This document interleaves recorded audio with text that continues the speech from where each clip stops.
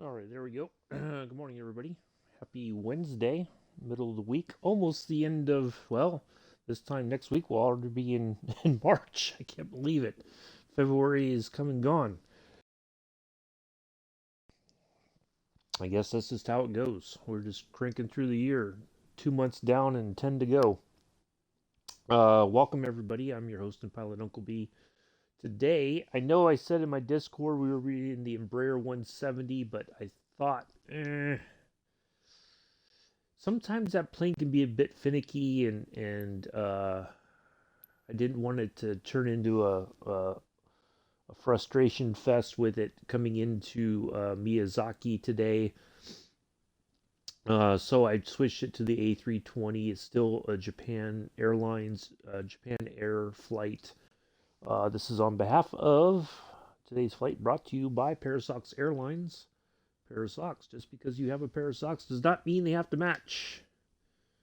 I am a proud member of the pair of socks airline community and enjoy flying for them around the world.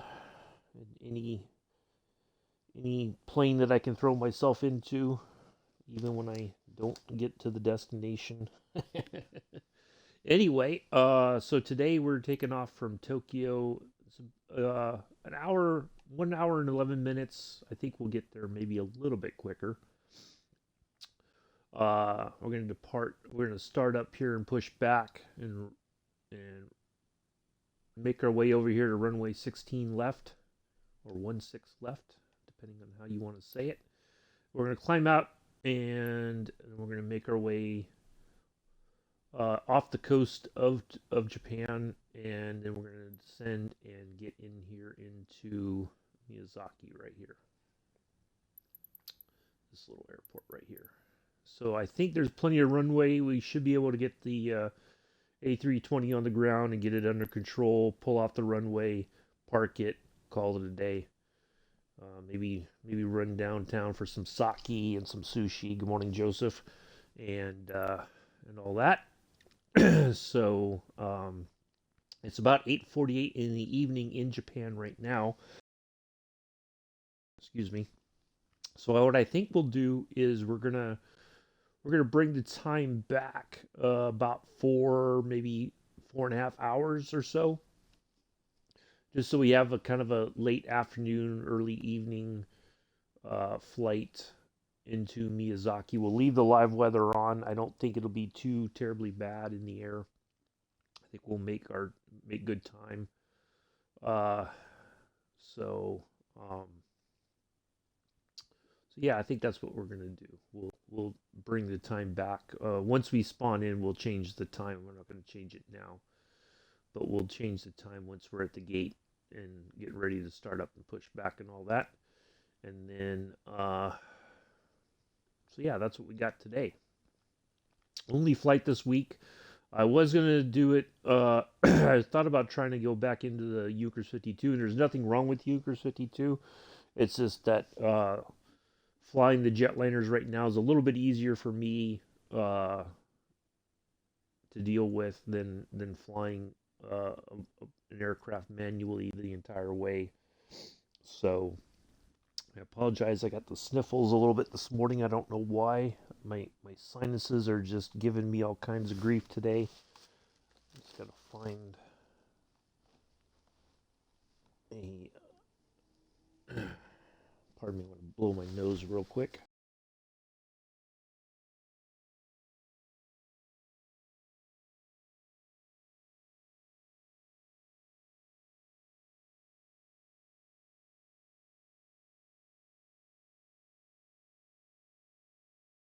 All right, that's better. So yeah, we're gonna do this. Just we'll do this today, and then maybe next week we'll get back in the Euchers and continue that journey. Well, I just thought just break things up a little bit, just do something fun and do a route for Parasox Airline. So there we go. Let's see what else. Oh, we'll have story time once we're in the air. We'll have a bit of a story time. So stick around for that. Joseph, I know Joseph does like story time, but he gets fussy after about 5 minutes when I'm in the air, and then he's like, I can't be bothered. So, um,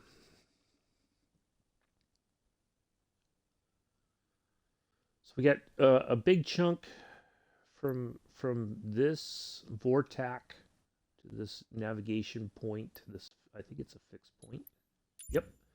That's about 100 nautical miles, so that probably be the biggest, one of the biggest chunks. And then from here, Megut, uh, Megat, Megut, uh, to Ryugu. That's going to be a bit of a chunk there, I believe. And then we'll descend in. We have to be at about 2,000 feet, I think it is. Yeah, 2,000 feet when we're on approach. So we'll have a lot of altitude to drop. I think from here to here we have to be at like 6,200 feet from here, or we'll say 6,000 feet or something like that. But final when we're on final right here, we have to be at 2,000 feet in order to catch the ILS. So we are on the Southeast Asia server. Yep, there we go. Double checked and verified today's route. This is what we're using. And there is the server. Ta-da. That is the information I am using today. Let's see. Yeah, well, about 7 more minutes. I don't know that anybody's flying with me today. I don't expect anybody to. So, it's okay.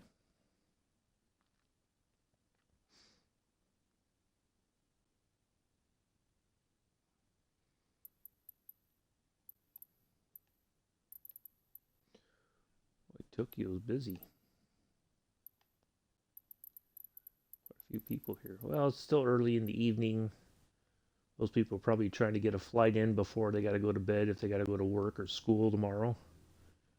Whatever it may be. So we'll do that.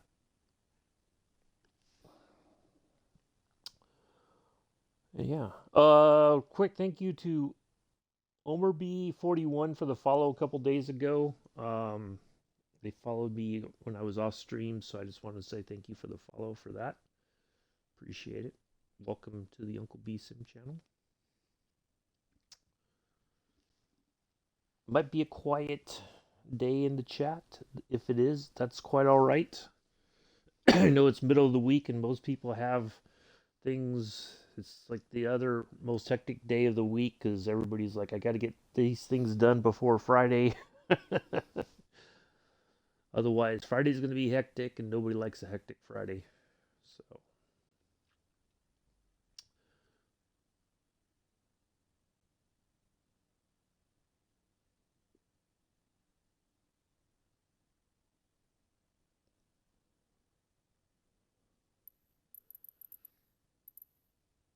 So our decision points are going to be, let's see, let's have a look here.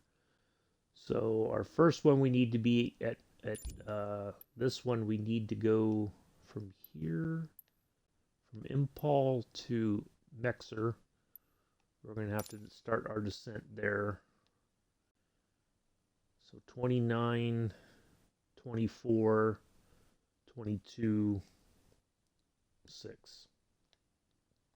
So our Impals are our descent point. Even though it's, so the top of descent is right there. So, but we'll start, yeah.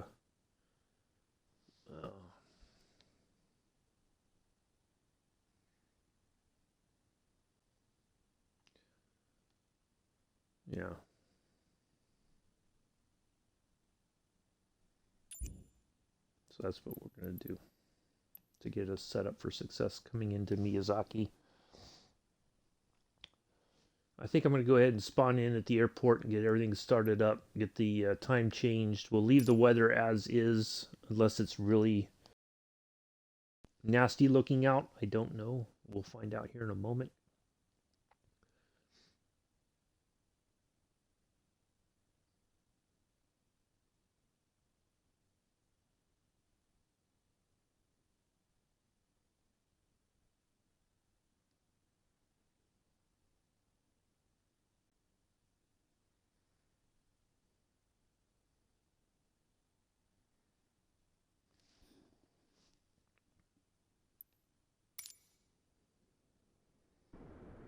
Well, it doesn't look too bad, I guess. All right, let's change the time real quick.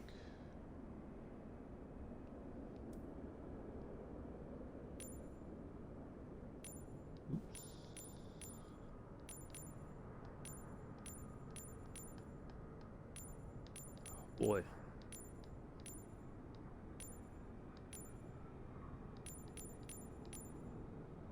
All right, that'll do.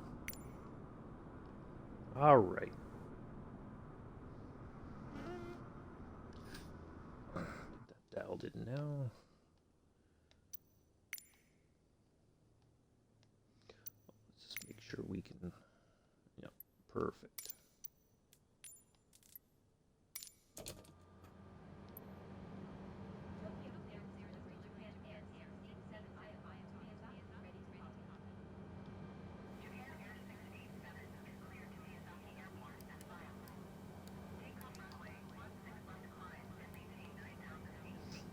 All right.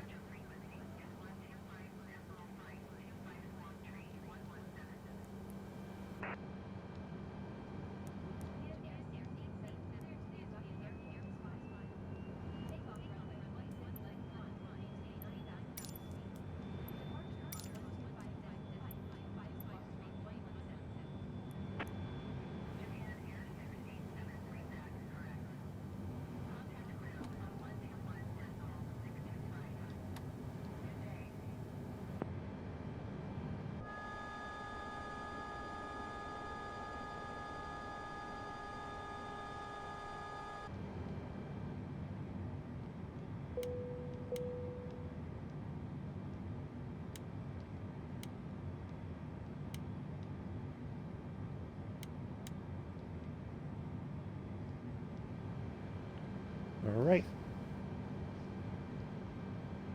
Good morning, Allison. How are you? Nice to see you. Welcome. Hopefully you're well. Happy middle of the week to you. How's life treating you?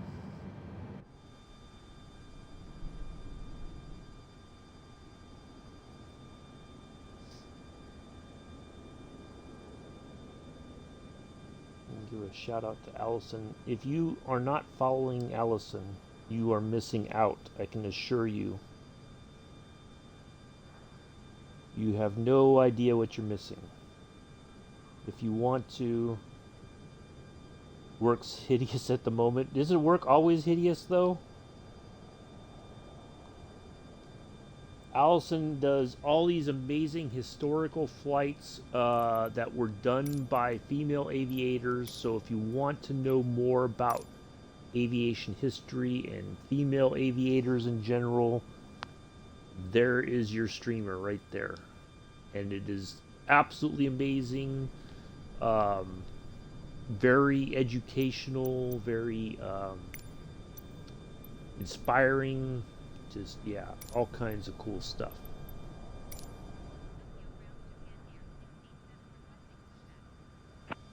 Her and Captain Arash did the replicated the flight of Amelia Earhart. They made it all the way. They found the island that they where Fred and Amelia went missing when they were en route to a little island airstrip. They made it all the way there. So yeah.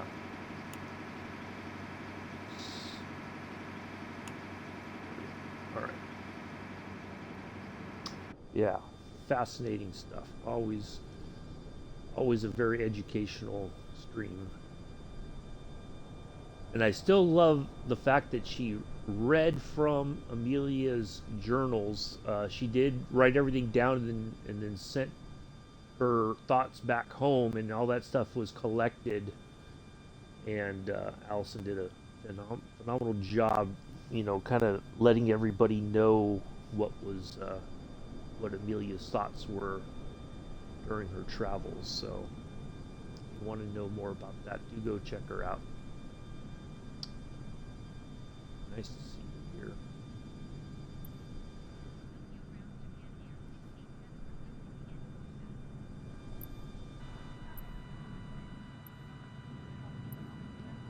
All right, thank you. Get rid of that.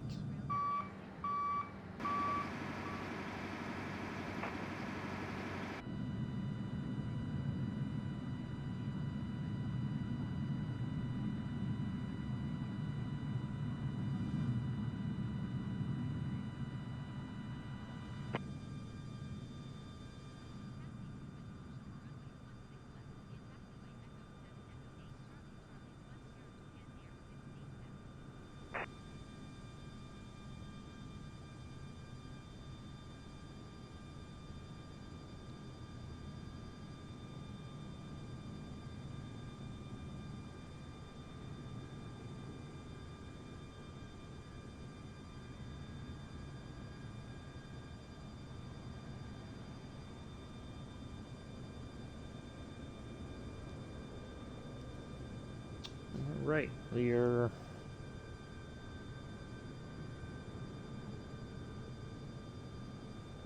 quick little run to the departure runway there. The only thing what I noticed is about Tokyo, it's all either heavy or medium gates. There's no small gates. It's either you're in a 787, a 777, a 747 something. There's no gates for smaller like regional jets or something like an A320.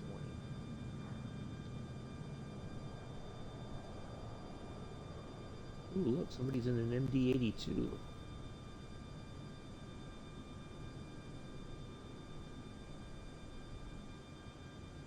There's another airport, so over where all those aircraft are, I believe, is another airport for Tokyo. That one doesn't have any small gates either.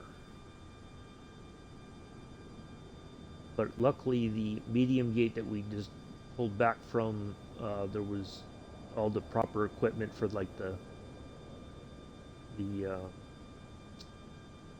and all that for us, so we didn't have any issues getting the aircraft started up. So, morning Paradox, how are you? Nice to see you here. Sorry, I'm talking and driving at the same time.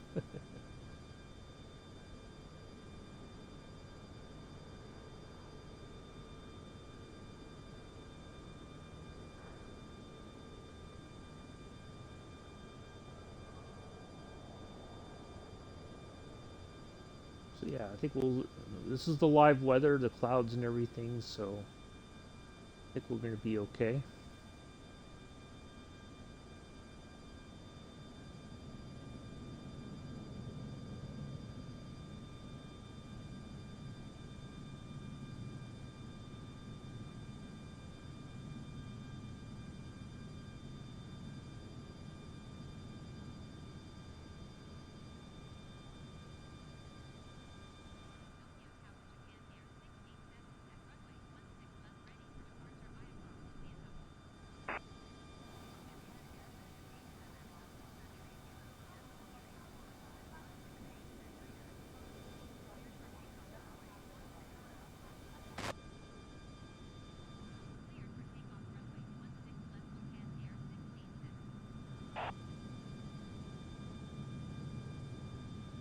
Should have gone up to the other one, and then we could just pull right on there, and that's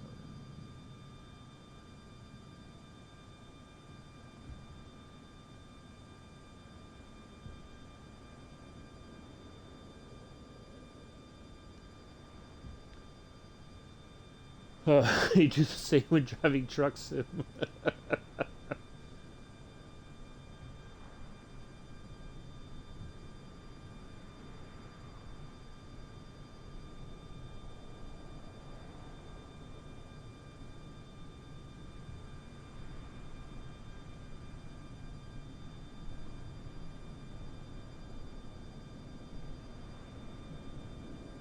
All right. I think we are all set.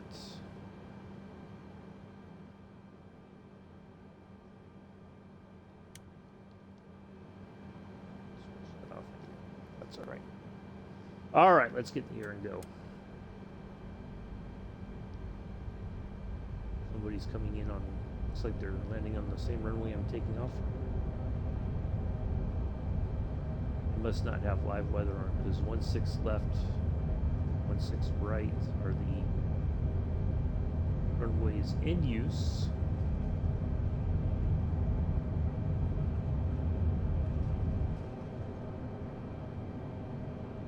For departure and arrivals, I believe. Based on the...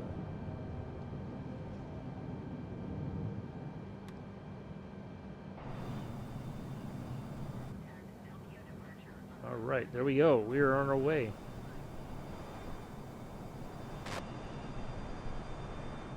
Yeah, it is. I don't have the on the Xbox. We don't have the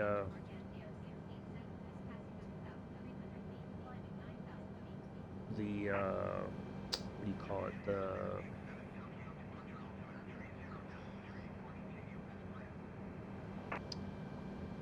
Oh, there's another. Somebody else has developed an A320. I forget who. So yeah, matter of fact, it was funny. In I was watching Captain Arash. I think it was Monday night, and somebody was asking about, yeah, fly-by-wire in Phoenix. Thank you, Allison. A little bit of a brain fart there. Asking when a 747 was coming to the sim, and I said, well, there's already one there, a better one. And I'm just like, so I'm guessing by better they mean study level, kind of like PMG 737s. So I was just like, and Captain Arsh was like, yeah, they're if PMDG is going to do it, it'll be years before they get to it. They got other projects they're working on first.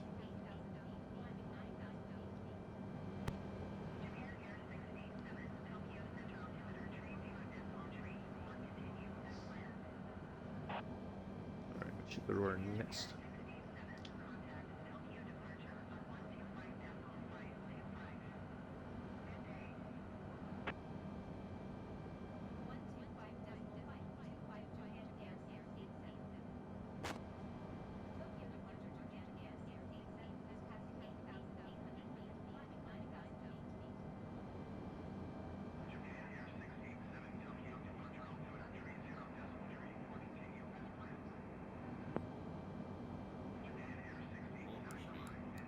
Oh shoot! I know what I forgot to do. See, I got talking. Forgot to move my thing back to CL. Overspeed. Look at that. See what happens when you get so distracted? Almost destroy the aircraft. 2,000 or 20,000, not 2,000. 20,000. My goodness. All right, there we go. Whew.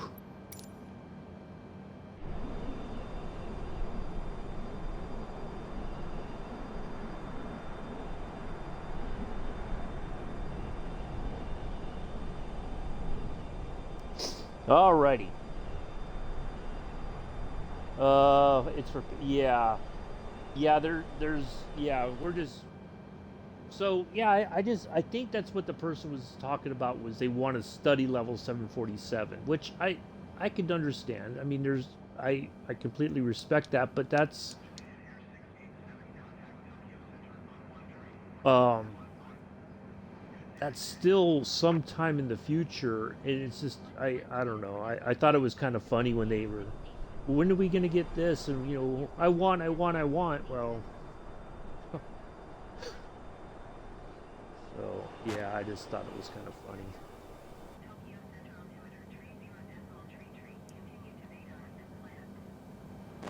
But yeah, on the Xbox, we're just stuck with the what Asobo gave us. unfortunately. So, yeah. But that's okay. I think we do pretty good with it. You know, it's not perfect. We don't get the, you know, we don't have the EFB and all that kind of stuff, and that's all right.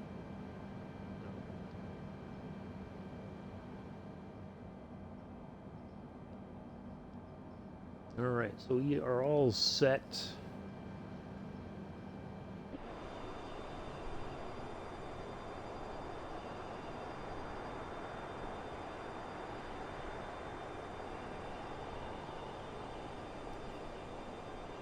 Yeah, exactly.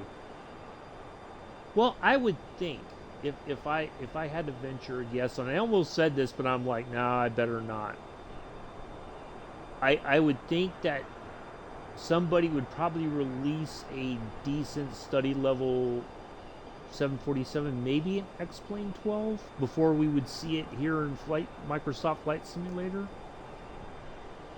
Like maybe that's a project they've already been working on in preparation for the release. Uh, yeah, exactly. Uh, because the closest they had so far was on the road, which was a monumental failure, and they've had so many updates, and they fix one thing and then break another, which is typical. Um, the what do you call it? The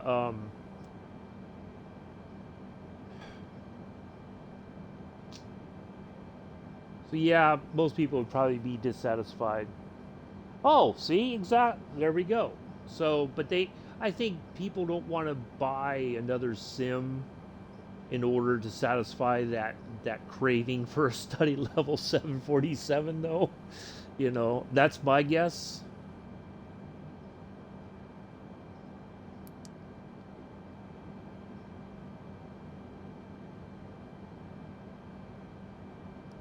But I don't know. I just thought it was kind of funny that they would.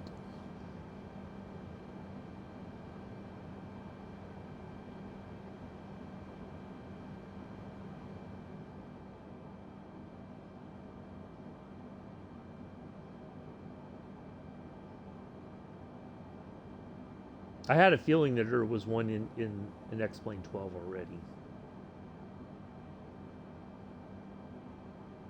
And I think now, knock on wood, hopefully this Wasm thing works here next month. Here,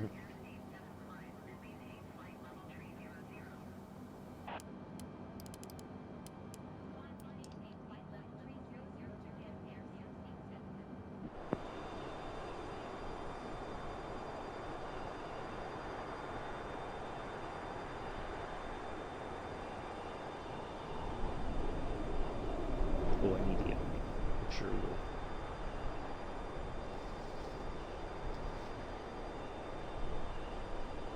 Oh, okay.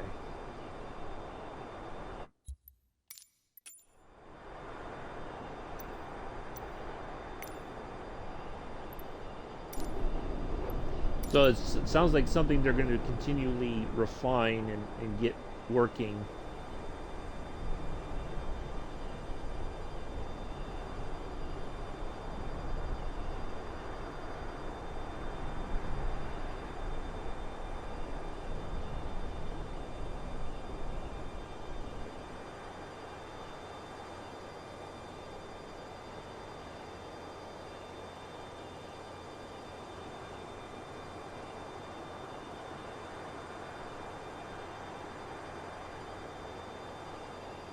All right, we'll be here. We got a little bit of a flight today, so have fun at your meeting, if such a thing is possible.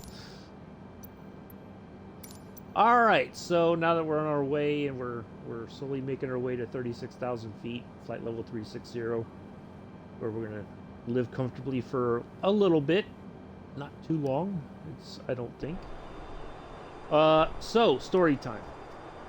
For those of you who do not know, oh, an appointment. That's always an important thing too. Get the tires rotated. Maybe new tires. get them rebalanced and everything so that the ride's a little bit smoother. But anyway, so here's the deal.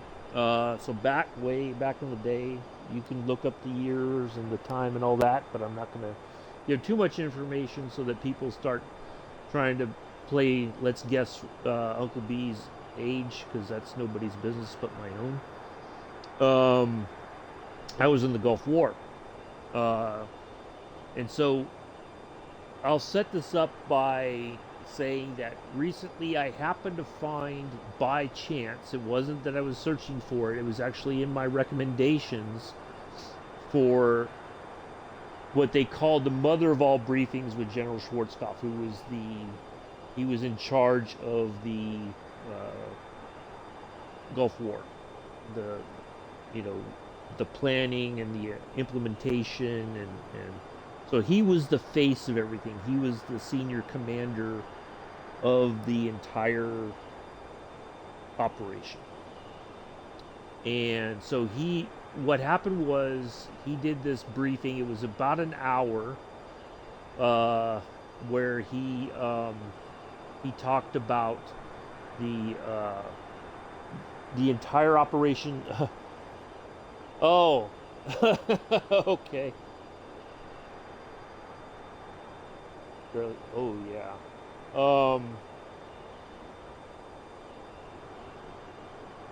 Yeah, they do that here too, where I live here in New York.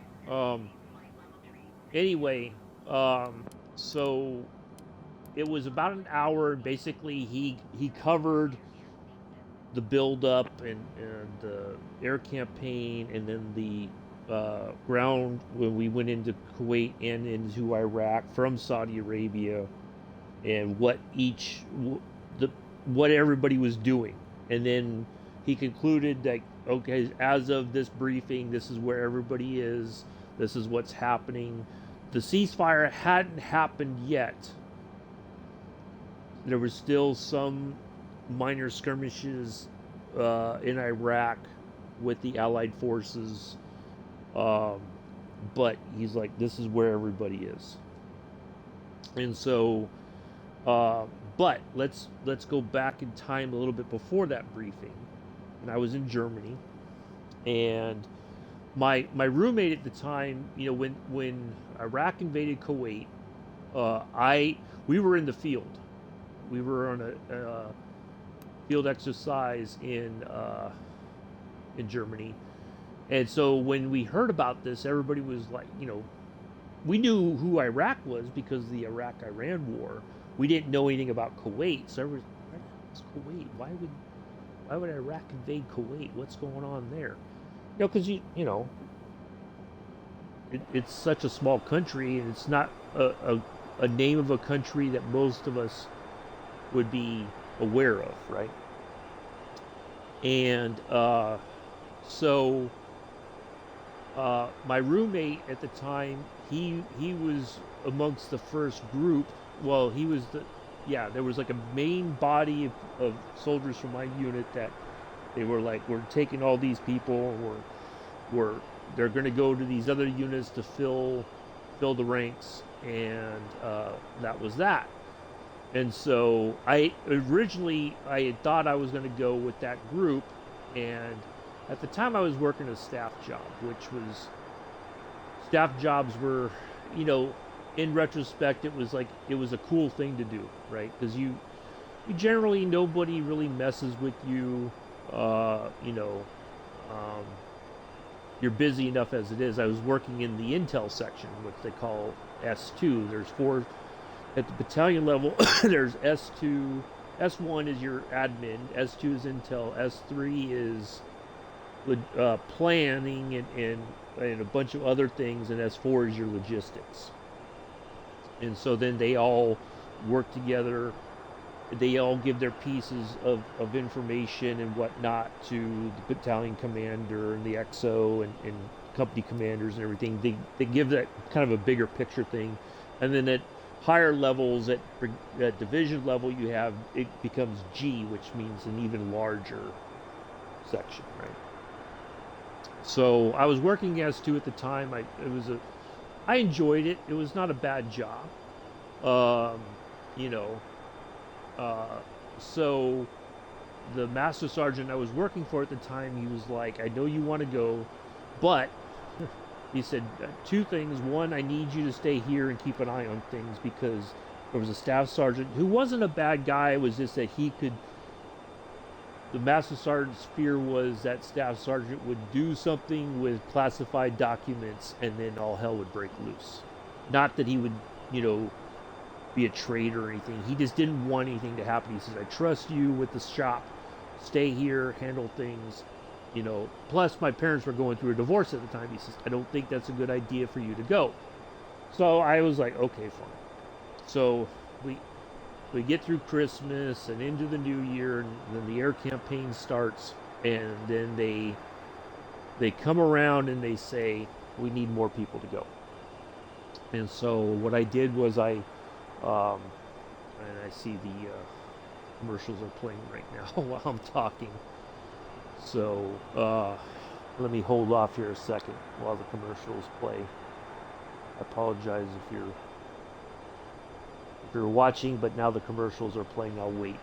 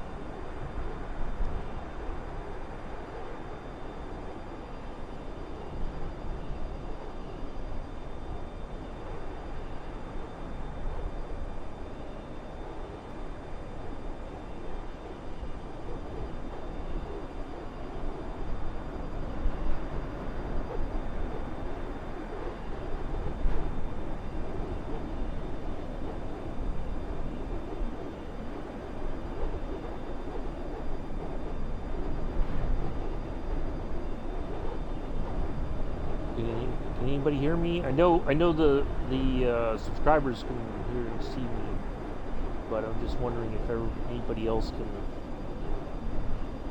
because I don't know how long the commercial. Okay, I think the commercials are over. All right, let's get back to it. So anyway, quick recap. First group leaves my unit in Germany. They took a bunch of people out of various positions and said, you're going to go over to these organizations, report there, and they'll put you where they need you, and yada yada yada. The air campaign starts January of 1991, and so then they come back around and say, we need more people to go. Now this is towards the end of January 91 when they said we need more bodies, basically.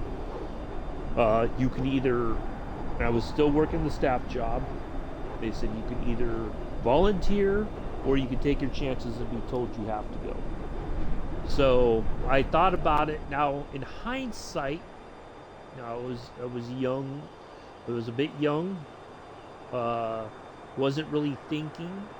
In hindsight, what I should have done was kept my mouth shut and said, I'll take my chances. But me being me, I'm like, I'll go. And they were very clear. They were like, we don't know where you're going to end up. You'll go down there and they're going to put you wherever they need you. So that's exactly what happened. So we had a quick 2-week, we had to get all of our shots and update our wills, or get a will if you hadn't had one. When you're when you're young. You don't think about getting a will because you're thinking that's like married couple, old people stuff is having a will. Uh, so we had to do all that and get all of our equipment, anything that we needed that they thought we would need. That's what we got. Uh, you know, um, and then we got on a bus and we went up to Frankfurt and got on a plane and went to Saudi Arabia. And then it was like a big process. They keep shifting you around and saying, okay, you stand over here, and then you go somewhere else, and they're like, okay, we divide these people up, and you guys go over here, and you folks go over there, and you just keep going. It's like a filtered process until you finally get somewhere. And so I ended up with a scout platoon, and I was part of the Tiger Brigade. Um, and so, so we were on the border going into Kuwait. We went into Kuwait. We stopped outside Kuwait City. So the briefing that General Schwarzkopf gave, which they called the mother of all briefings, was happening when I was still outside Kuwait City. So I never had heard anything that, I'd never heard the briefing before. So thankfully it's out there on the internet. To hear him, because he's no longer alive, he passed away some years ago, but to hear his thoughts and everything. So he did the briefing, and then there was like a room full of reporters, which he was very engaging with the media. He wanted them to hear, like he did, I think, daily briefings. This is where things are, this is what's happened, and this is where we're at, and this is what what we're seeing, kind of thing. So it was fascinating to hear his perspective on things. And the only thing that threw me for a loop was it was right at the very end, and he was so annoyed, I think, although he didn't, you could see it on his face, but he didn't say it as such, but you could tell by his body language and everything, he was clearly annoyed with this reporter who tried to make it out like General Schwarzkopf, if the President Bush at the time, the first President Bush, had said, we're ending all military operations, he made it out like, well, if that happens, are you going to be disappointed because maybe you haven't achieved all of your own personal goals as far as this war goes? And like he thought that General Schwarzkopf was going to go off the script or off the plan and do his own thing. And it was a very it was a very annoying, like I was annoyed, this is many years after this briefing, but it was like, it reminded me of a conversation, well, conversations I've heard, not had necessarily, but snippets of conversations or snide comments or whatever that people will make about the military in general, because either they're ignorant. Whether it's willful or not is irrelevant to me, right? They make, like, they think that like people sitting around on military bases just suddenly decide, hey, you know what, let's pack up and we're going to go invade this country. No, that's not how it works. And if the president says, hey, I need you guys to pack up, or you soldiers to pack up and go over here because there's a problem, if you think that there's, you can make the case like, I morally object to this, I don't want to go, I don't believe. Well, you could try to make the case, but you might not win that argument because you signed on the line that is dotted, right? So there's those sorts of thought processes, and there's also people that I think that's the overarching thing that it has always annoyed me, either while I was in service or since I left the service, is that people seem to think that soldiers just sit around and are like, hey, we're bored, let's go invade Iraq, or let's go invade here, or let's go do this, and that's not the case. And you don't get a choice when you may have to deploy. And so, but I just thought that that reporter was very, again, I don't know if it's willful ignorance or just ignorance in general to make that comment that General Schwarzkopf had his own agenda outside of whatever the overall goal was, which we were told was that we were going to expel Iraqi forces from Kuwait. That was it.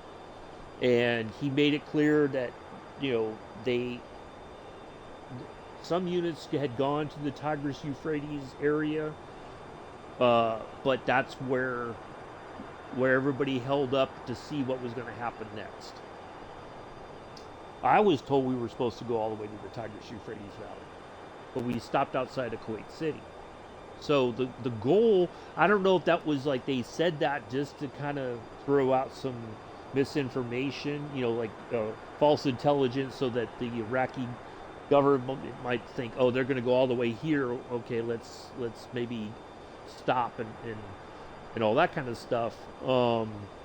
But so yeah, it was fascinating to hear his thoughts and his feeling of that everybody who participated on the Allied side everybody did a phenomenal job. Now, maybe not everybody did, but you know, that was his mindset, right? And so it was a bit I'm not going to lie, it was a bit emotional because having not heard that briefing, it wasn't like we had a TV or we weren't able to tune in to hear the speech, I don't think. So I never knew his thoughts when we were outside of Kuwait City, what we were, at that point. As far as I knew, it was just like we'd done our thing, and so no, there was I never heard that from him, you personally or otherwise. So that was a bit fascinating, I think, to hear how he felt about what we had done and all that kind of stuff.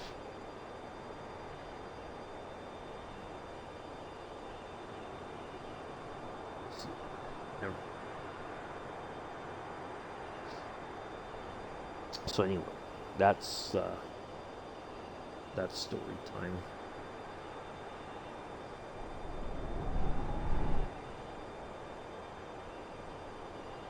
But it's interesting. I think the most fascinating thing about it was that most people, especially in the military, you hear sometimes somebody will come out and say, "Oh, you guys are doing a fantastic job." And I'm just saying guys in general. I'm not trying to, you soldiers are doing a fantastic job. And then 5 minutes later, you got somebody, you all are a bunch of jackasses, you're screw ups, like it's that's the one thing I can say for certain. Being in the military, it is a emotional environment, it's a toxic emotional environment, because 1 minute you have one person saying everybody's doing a great job, and then somebody else comes out and says, no, you guys are ate up, you're screw ups, and blah blah blah blah, and you're just like, you just never know what to think anymore after a while.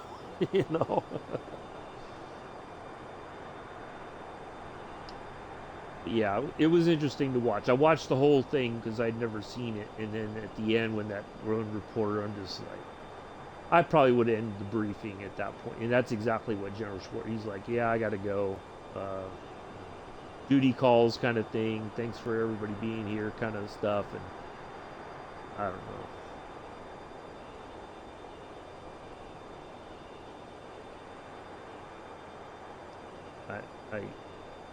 Yeah. So anyway, that's the story, and I'm sticking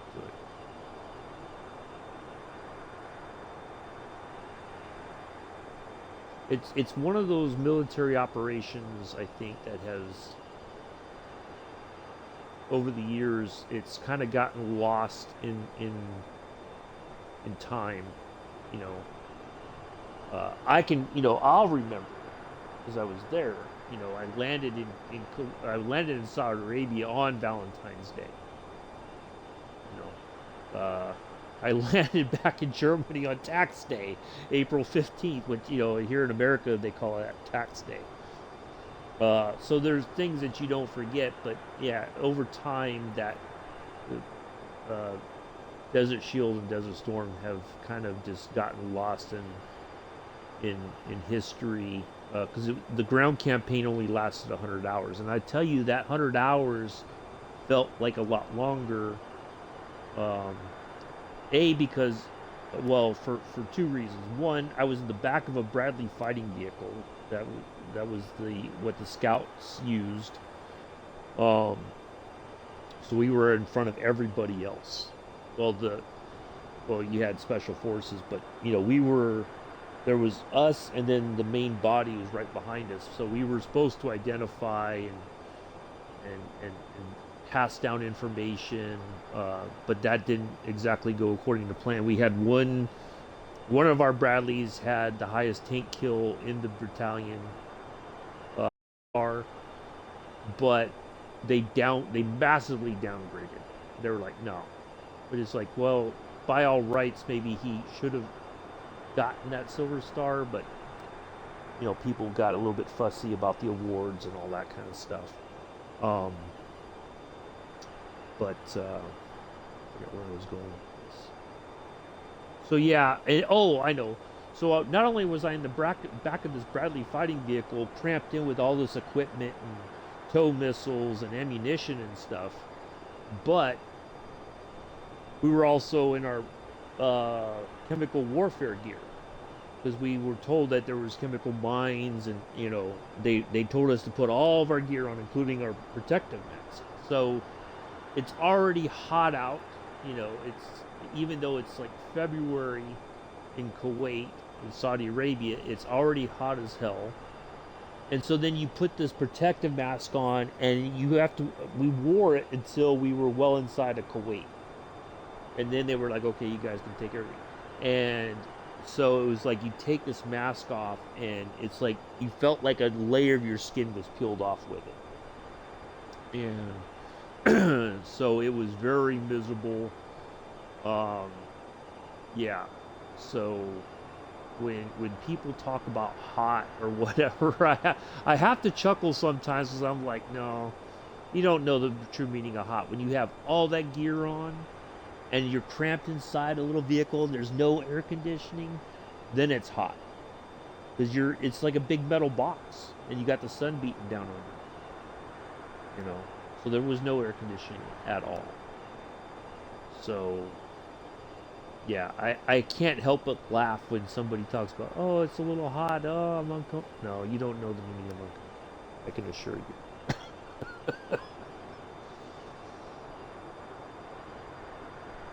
I have been uncomfortable. I can tell you, my level of uncomfortable is far worse than your level of uncomfortable. But I try not to say that,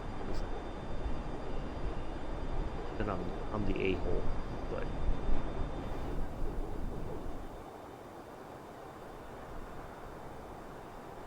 all right, where are we at here on this part of our journey?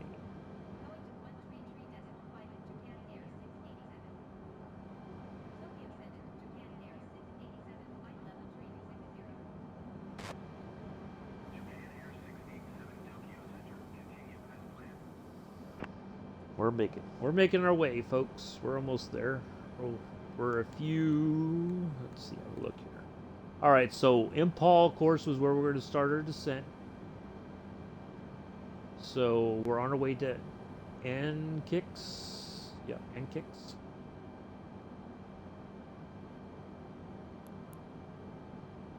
So once we reach there, we're going to drop 7,000 feet. And then we'll get ready to line up before we know it.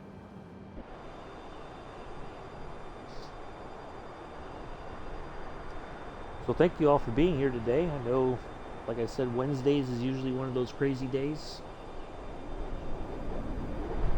Happy to have you along.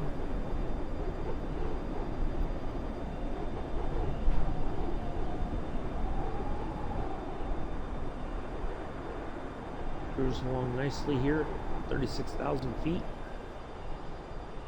A lot of clouds up ahead, it looks like.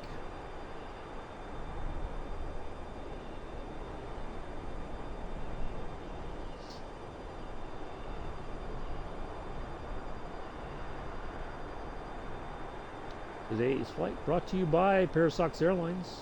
Parasox. Just because you have a pair of socks does not mean they have to match. Airline CEO Scruffy Tam will show you, in fact, that his socks do not match. And he's quite okay with it. He's made it clear if you see him at Flight Sim Expo, what was it, Airline Expo? Flight Sim Expo, his socks will not match.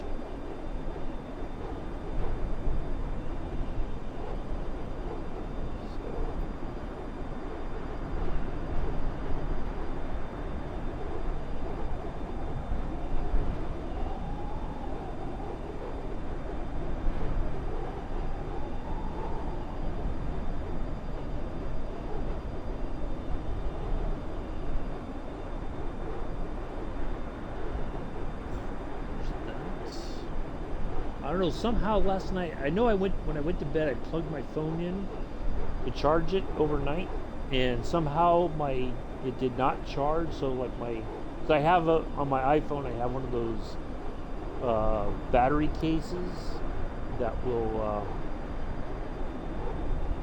charge, like it when I'm out and about, it keeps my battery charged. It uses that battery first before it goes into the main phone battery. So like if I'm out and about and I play music or I play solitaire or something, then my battery doesn't die, 5 minutes later, sort of thing. But yeah, for some reason my battery it got unplugged last night somehow. I don't know when or why or how, but it got unplugged, so I'm charging my phone right now. Anyway, I don't know why I talked about that, but I did. I guess because I feel like an idiot that sometime in the middle of the night, either I woke up and I unplugged my phone and I just don't remember, or maybe I thought I plugged it in, but it wasn't. And I don't know. Anyway.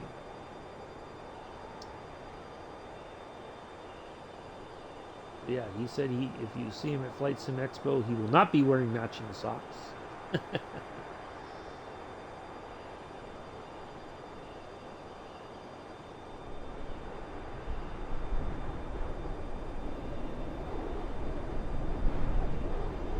Well, it's really busy over here today. A lot of people on the server today. Oh, I think World Update 12 is... I thought, for some reason, and I don't know why, I thought it was supposed to be yesterday, it was supposed to be released, but obviously it was not. I think it's supposed to be tomorrow. That is supposed to be the area for New Zealand. Is coming out tomorrow, and then I think there will be a local legends for that as well in the marketplace. I don't remember quite which one it is, but so yeah, that's supposed to be coming out tomorrow, I believe. For some reason I thought it was Tuesday, but unless it's got pushed back, I don't know, which wouldn't surprise me at all if the release for that has been pushed back by a week or so. I don't know, but I think if the beta for Sim Update 12 hasn't been started, they're really chancing another delay in Sim Update 12 being released. So I don't know if that, because we're running out of time. Because it was supposed to be March. Let me look at my calendar. I know they kicked it back by about a week. So I think it was supposed to be March 16th, but now it's I think it's been moved to March 23rd or something. Maybe it was the 14th and it got moved to the 21st for Sim Update 12, or maybe it was the 21st and it got either way it's gotten moved.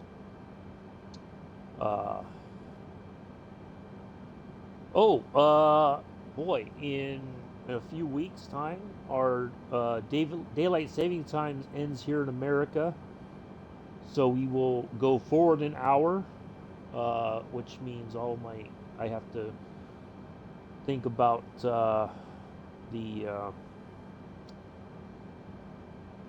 all the stuff for my timing and all that. So that's okay. Boy, St. Patrick's Day is coming around soon.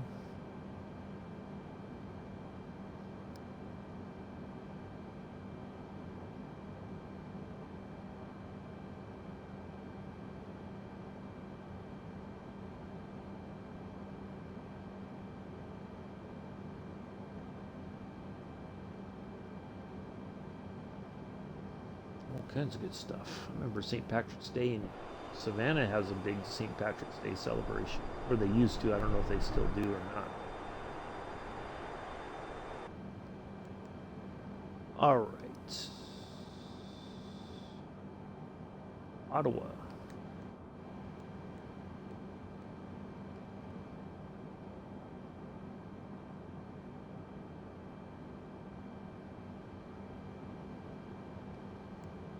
So if we look at everything, just kind of zoom out here a little bit.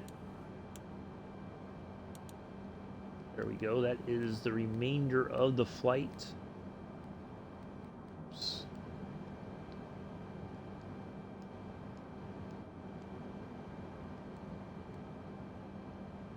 There we go. That's kind of a better. There we go. So that's looking out 320 nautical miles. So we're on our way here, Ottawa, and then that is the but that is everything else we got to do on the flight. No crazy, fairly straightforward flight plan. I like it. Hello, Mick. Welcome. Nice to see you here.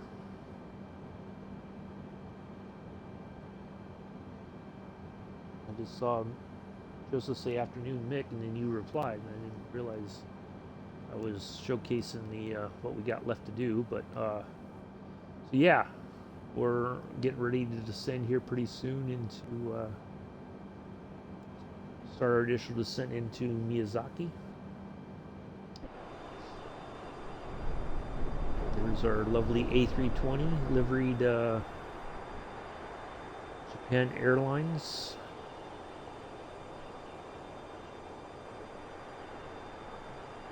It is nighttime in Tokyo, though. Local time in Tokyo is. So I'm looking for my phone in the wrong place. And it's to my right, to my left. Tokyo time is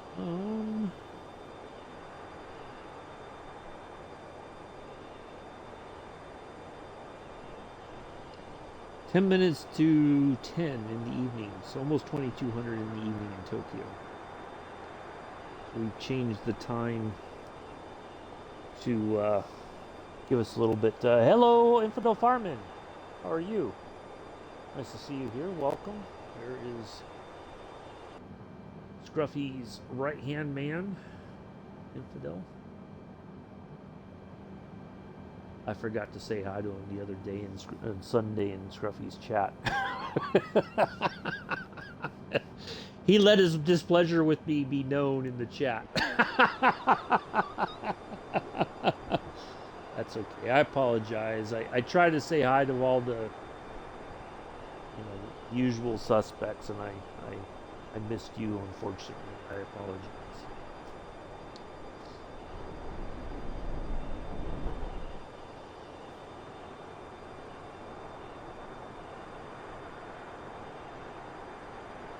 Yeah, I've heard bits and pieces. I'm sorry that I was looking forward to the farming, and everything kind of went haywire. So it's all good. Hopefully you get it sorted. I do know, I'm pretty positive most every streamer that I've watched, OBS has been nothing but a hot mess for them. So I don't think you're the only one, unfortunately.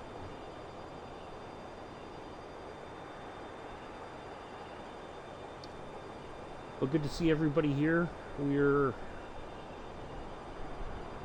We'll be descending into Miyazaki here shortly. Well, not into, but we'll start our initial descent, get ourselves set up for success going into Miyazaki. So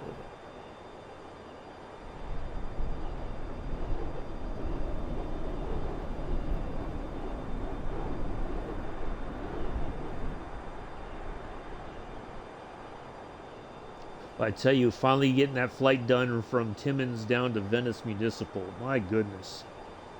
Ooh, that was a long one. That was like, what I think it was. I'll tell you for sure. It was. Of course, I gotta scroll all the way back down. 3 hours and 40. So 3 hours and 42 minutes in the Cessna Longitude. Did that on the about 2 days ago, and yeah, yeah, exactly, Nick. Yeah, I think that was the big problem was that a lot of people did the updates, and then it just all the settings gets changed, and it just you had to go back in and start from scratch, and then even doing that, nothing seems to work the way that it used to work, and all that. But yeah.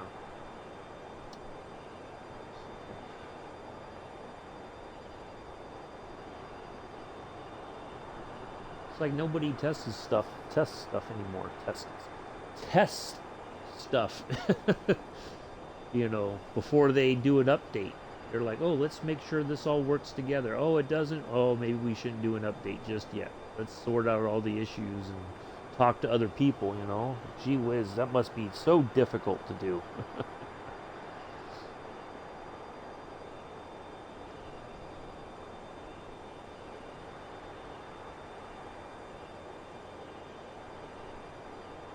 You would think by now, with all this technology, that people would be talking to one another and testing things. All right.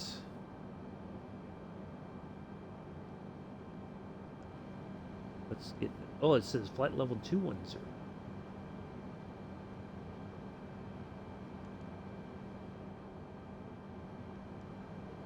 All right. Well, let's start dropping some altitude, folks. Let's get down to 30 first.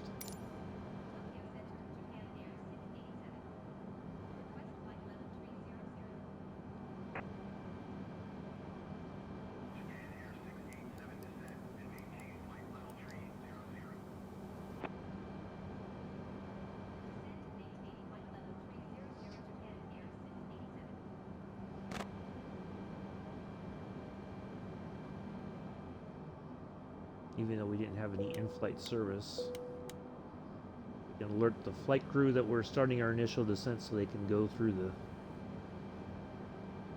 the cabin and get the collect up any trash or get the passengers Yeah, you're right, Nick. I agree with that.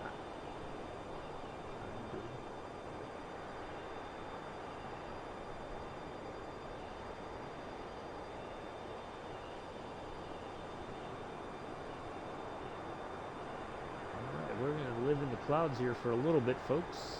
Looks like a thin layer, maybe not a thin layer. Can't see the water below.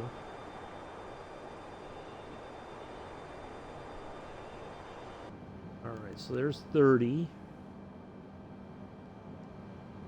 ish. I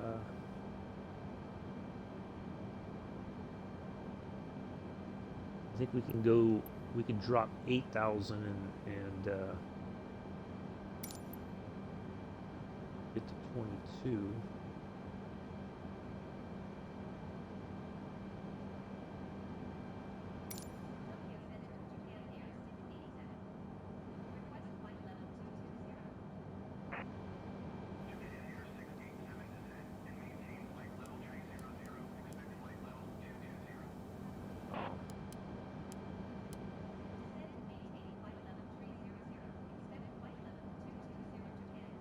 Maybe I asked too early.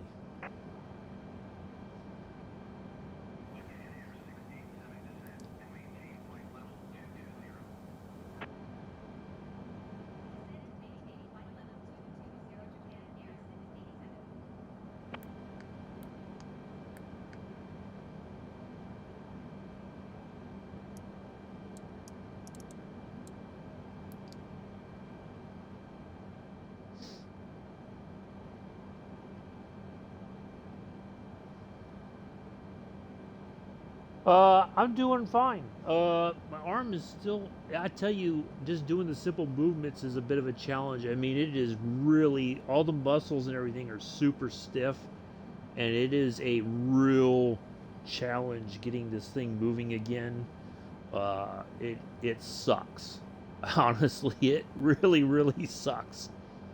Um, so yeah, but I'm coping.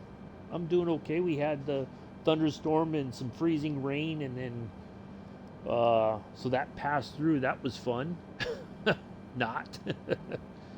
uh, so yeah. Otherwise, I'm okay. I have an appointment. I got to go talk to a doctor next week about my sleep apnea. They want me to go.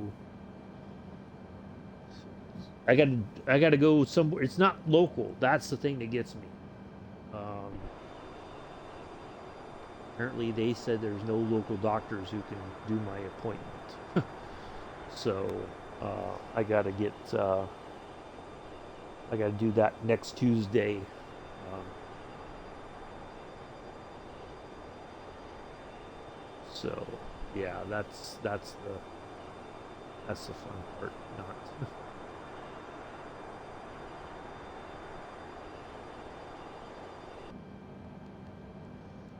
Let's see. What is our?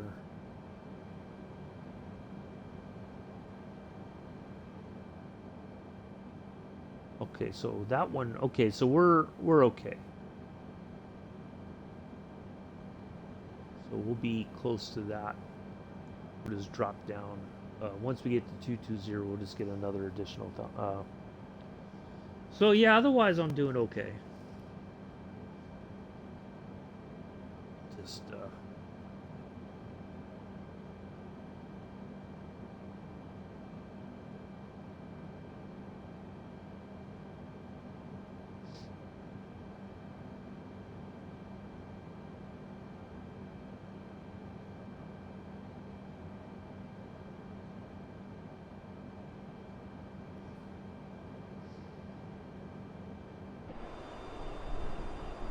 looks like we'll have a nice sunset landing here in Miyazaki. Oh, I do want to. Yes, it's in the same state. It's just about an hour drive away from here, and so I've had to get try to line up transportation to get there and back. I think everything is all set for that. I'm just waiting for a confirmation call. I thought it would have been by now, but apparently not. So I'm just, it's like my anxiety is going up a bit because it's like I haven't heard from somebody yet. So I think they're just trying to sort out the logistics of the ride. So, yeah. But I wanted to get the appointment done because as soon as they can get that note in, then the VA can make a determination on my sleep apnea claim. So, yeah. So hopefully that takes place once get that knocked out. I didn't want to have to reschedule.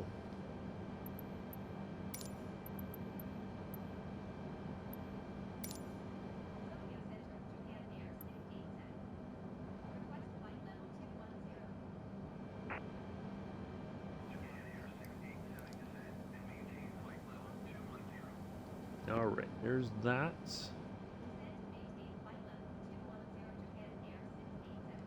All right, so we are right where we need to be so far.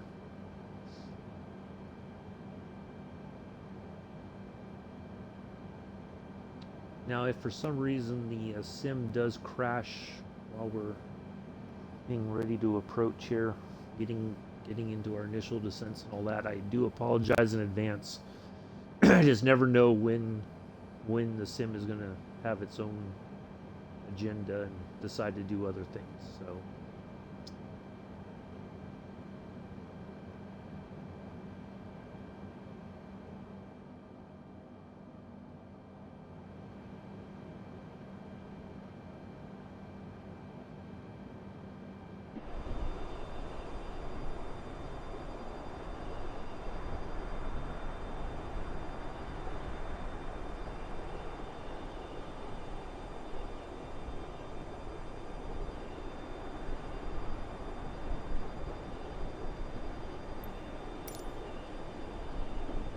so we're gonna cruise right here, and then once we pass here, then we'll start to descend into 15,000 feet.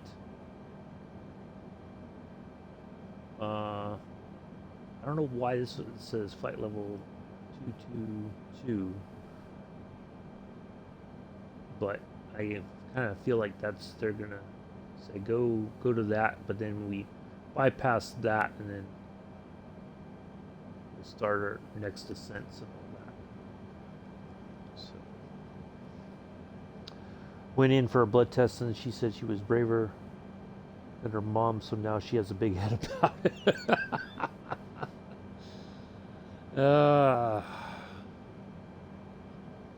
Well, I mean, blood tests aren't usually that bad. It's just that, most people don't like to look at the blood filling up in a little vial or whatever. And to some people, they're just kind of like, oh, that's cool. Look at it. It's going, kind of thing. And I don't know. I was joking with Scruffy. He had posted a picture in his Discord where he had his thumb jacked up by a drone that he was trying to capture with his hand. And it nicked his thumb pretty good. And I'm like, oh, I can imagine the shot to numb that area up. Must have been, that shot was probably worse than the pain of getting his finger jacked up by the propeller on the drone. And he was like, oh yeah, it was far worse getting the numbing shot. And I was like, yeah, when I was a medic, I used to, if we had simple procedures to do, there was one doctor in particular, we drained a lot of cysts and stuff like that. And, so we would numb up the area before we do a small incision to drain it. I would always use a larger needle to draw out the lidocaine. So everybody be like, "Is that what you?" No, it's a very thin needle for the actual to inject the numbing agent into the area. So, but I was like, no, it's just faster for me to draw up this way because it's a larger bore needle. It's got I can pull back on the plunger and it just, fills up the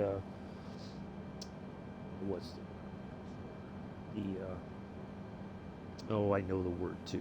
Why am I having a brain fart? I have brain farts today. But anyway, so I would, use the syringe. There we go. That's what I'm thinking of, the syringe. So it would go a lot quicker. But everybody would see that large needle and they'd just be like, oh, no, I don't know. I'm like, just getting the lidocaine. It's okay. Don't worry. But the look on faces was just absolutely priceless, I have to admit. I enjoyed that part.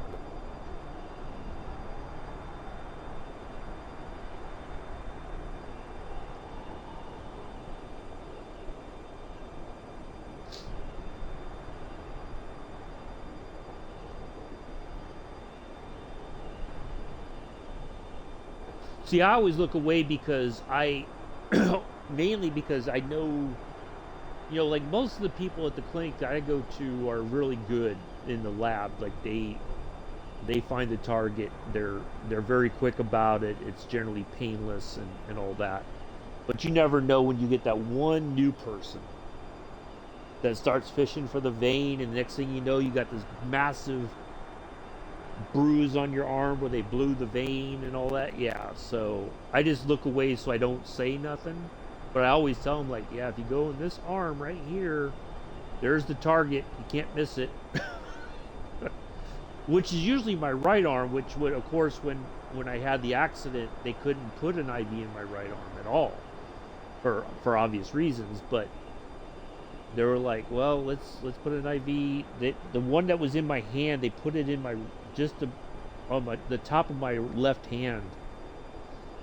That was not fun. I didn't particularly care for that one. They used the butterfly needle to get the IV going. But boy, did it bleed when the nurse took it out when I got discharged from the hospital. Oh man, that thing did not want to stop bleeding. It reminded me when I was when I was in training to become a medic. You do this like lane training, right? And so you have yourself and two other people in your class. Now even though they've been in the training with you, they cannot help you the way another medic would, right? And so this one kid was going in and he's like, I need some people. Can I get two people to help me out? And, okay, I'll go in with you.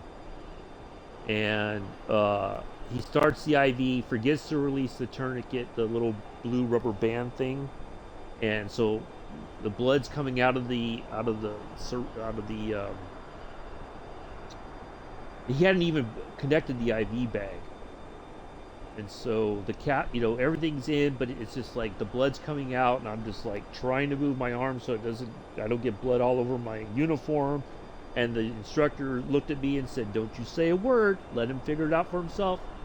Roger, Sergeant. Don't say a word.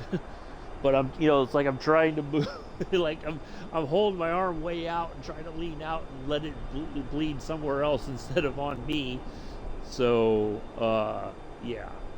And then he finally realized, he's like, yeah, no kidding, kid. Come on. I know it's stressful. They stress you out on purpose. They want to see how you react.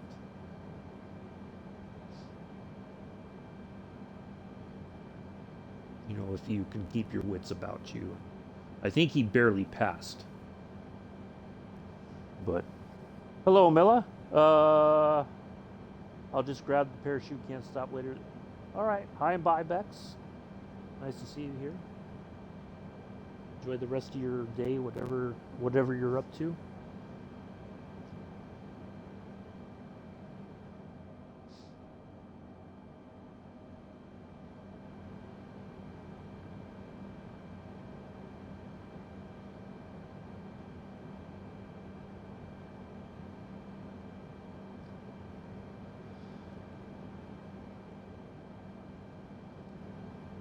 I guess it'll be longer than an hour something flight, hour 11 or whatever it was supposed to be. That's good. Sun setting. I'll have a nice sunset landing here. And I had, what did we have for dinner last night? I don't even remember, to be honest. I couldn't tell you, to be honest. I don't know why, but yesterday afternoon or evening, it was like one of those days where it's just like, I thought I plugged my phone in last night, and I woke up this morning, and just before my alarm went off, luckily I woke up and looked, and it was like, it was only a few minutes to 6, but apparently I didn't plug it in. I thought I did. So either I woke up in the middle of the night and unplugged it, or I don't know. So I couldn't tell you what I had. Whatever it wasn't anything noteworthy, that's for sure. Otherwise, I would have remembered. But no, I don't recall at all.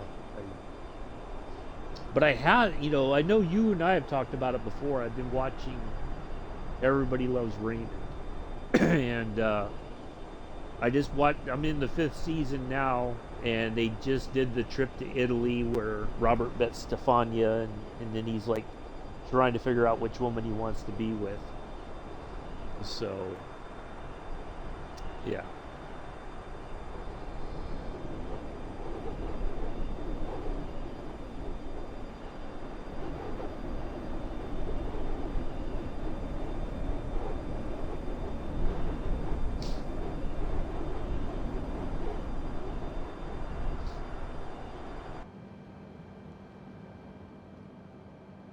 All right. So we are.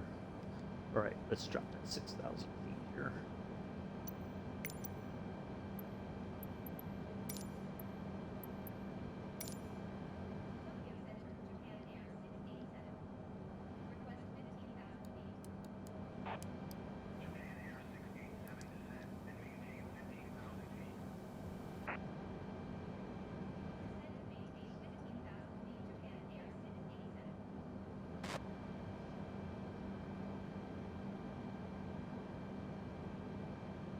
I think we're going to make it a rule that anybody that comes into chat has to automatically tell Joseph how they're feeling, how they're doing.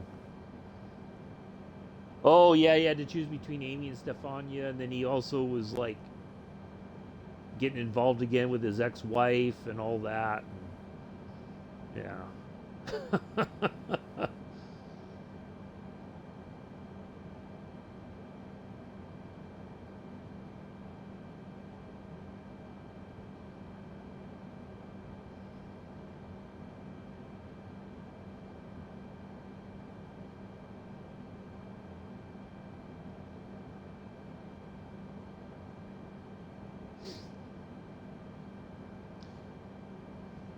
So I haven't gotten to that part. They did the trip to Italy, and now they're back, and that's when Robert's like, you know, talking to his ex-wife again and all that. So I haven't gotten to that part yet. Oh, I did watch the episode where Marie drove through the house through Ray and Deborah's house. Yeah, his ex-wife was crazy, but and then when they wanted Frank to pay the deductible, it was like $1,000, and he got all pissed off about it. And yeah. Oh boy.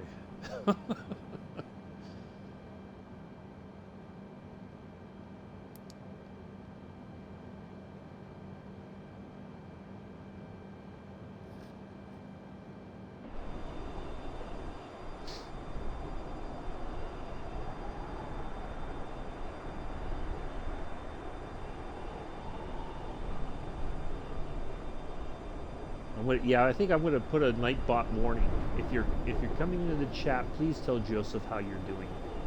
He likes to know.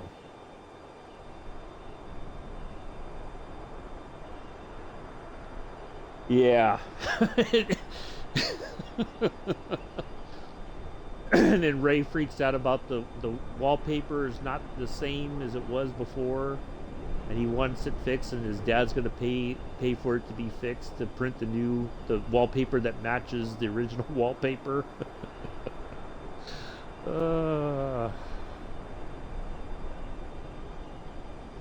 I did like the one though where Robert got gored by the bull, and then he has to go face his fears, and he does the public service announcement at the end about making sure you look both ways when you cross the street. Oh man, yeah, that show was too funny sometimes. But oh boy, does Deborah treat him like an idiot though. Oh.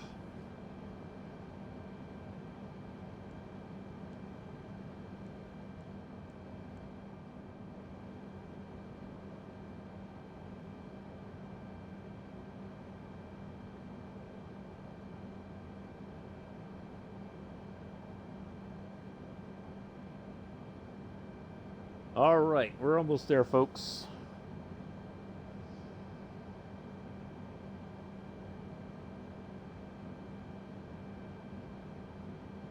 But it was funny, they they had an episode, it was in the first season, where Robert and Ray are having cereal at the breakfast table in the kitchen, and Robert finds the little toy submarine, which back in the day there was yeah, when he had to go to the hospital, and everybody's like, and then Ray felt bad because he had said that he'd picked up an extra shift because Ray said he was working, and he went driving go-karts with his friend or something instead, and so he felt bad that the accident was caused by the fact that he didn't go spend time with Robert instead of doing the go-kart thing.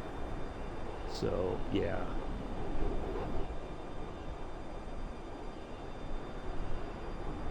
Then he had to sit on the special cushion.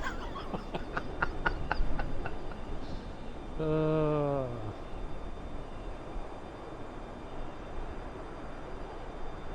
I think I'm at the point where Deborah's parents admit that they're going to marriage counseling instead of going to Baden-Baden.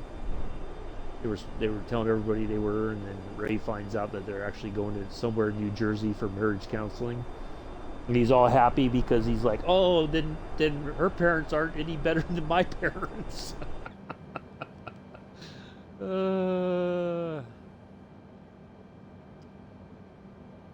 All right, next one we're going to go down. Let's go about 7,000. So let's see. Yeah.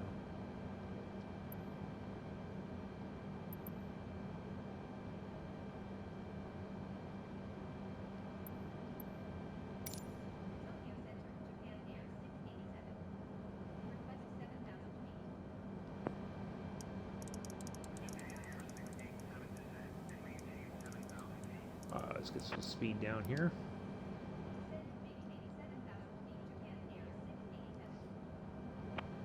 Yeah. He had spent the night in the garage, and then she's like, "Did you sleep in the car?" And he slept. Did you sleep over at your parents' house? He's like, "Oh."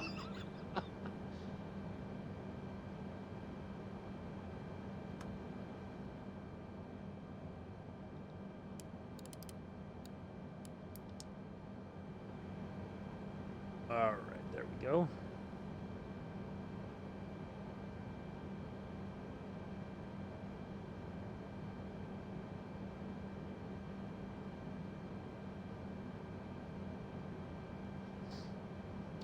Yeah, I love that show.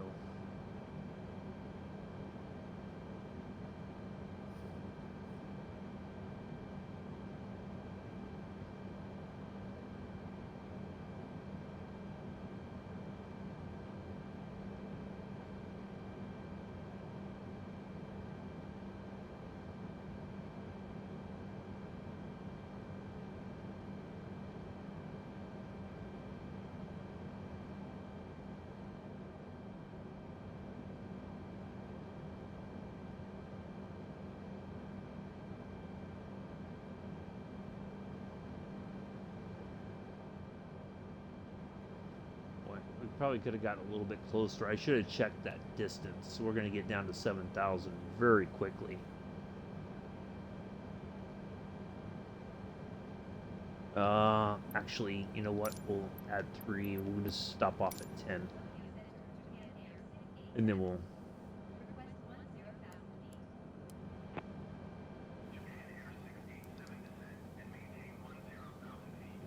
Yeah, let's just do that.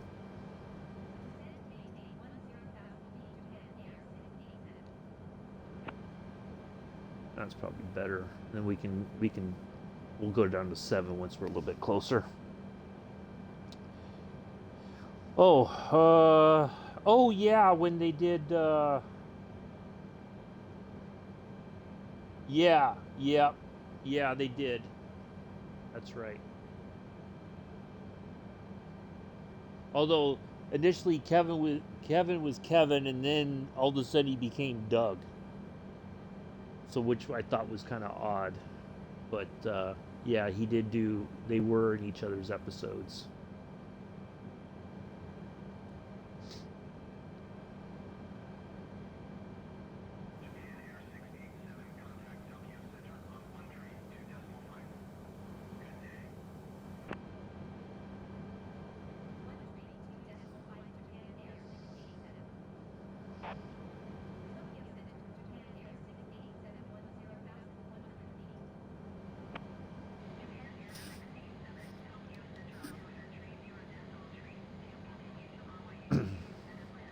I like King of Queens, but that last season was it got really weird. I don't know why, but it oh yeah, I didn't like watching it.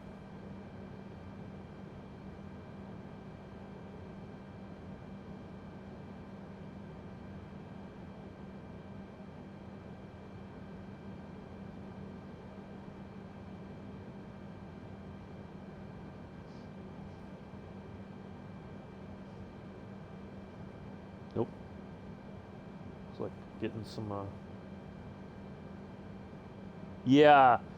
Well, not only yeah, it got very it it became a little too real like they were it was like they were fighting like they were a real couple. And yeah, it was very strange. Like I just was like, "Oh, this it's no longer a comedy. Now all of a sudden it's a drama." you know.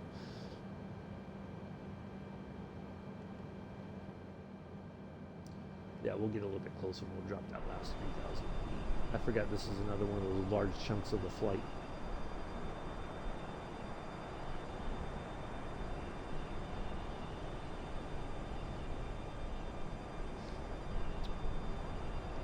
But anyway, hopefully everybody's enjoying their Wednesday morning or afternoon or evening for some folks.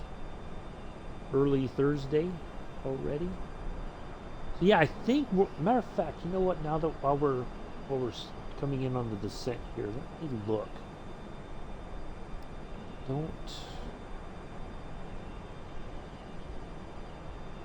Oh, I do want to send you a. Let me open this up. I want to send a link here. I'll put a link in the description. If if you like, or even if you don't, if you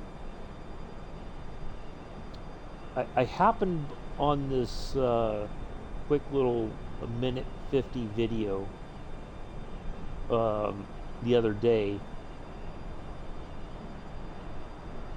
If you want to check this out, this person, if you know like 1990s anime, and there's one in particular. If you know the theme song, you'll be like, "Oh yeah, I know the song, I know the anime." But check out that video that this person did about Top Gun Maverick and all that. It's well edited. It's fantastic. Check it out real quick. It's only like a minute 50 of your time, uh, but it's pretty cool. But also, while we're on this side, let me look at the news to see if I think. Let's have a look see here.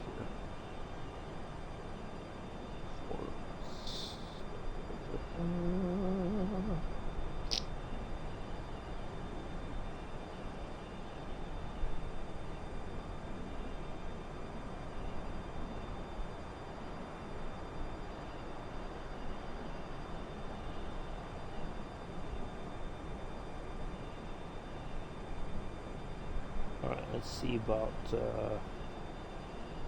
some update 12 beta.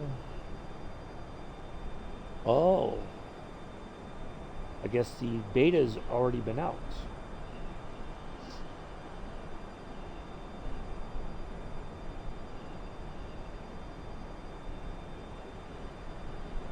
Well, that explains a lot.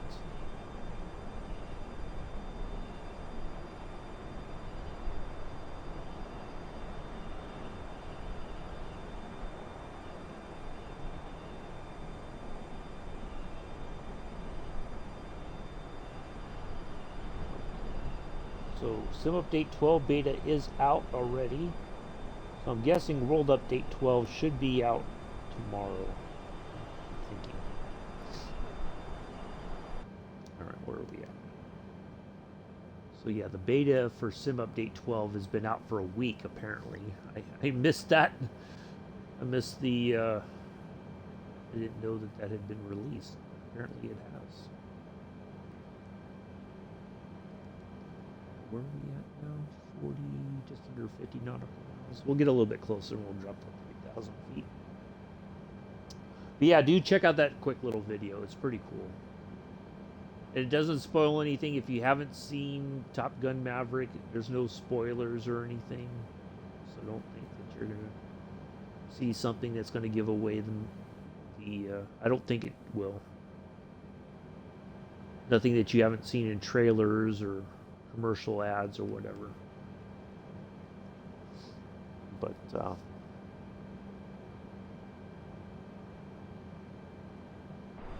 wow, man, look at that sunset.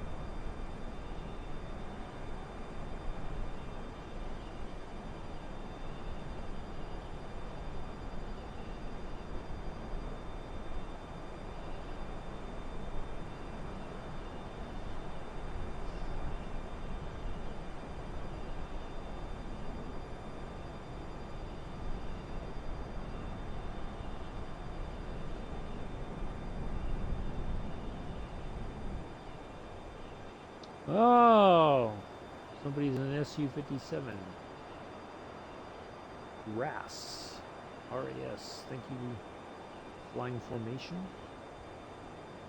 You know I had a guest on the off the left wing there. It's kind of odd. This oh, I should throw on my lights on since we're.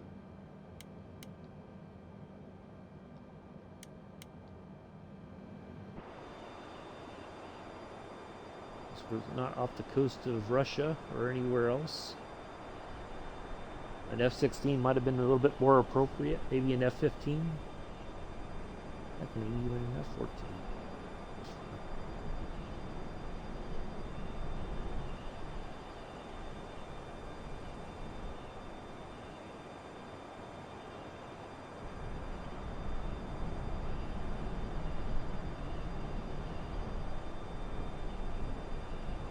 Alright, where are we at now? Just under 40 nautical miles. Get a little bit closer and we'll descend again.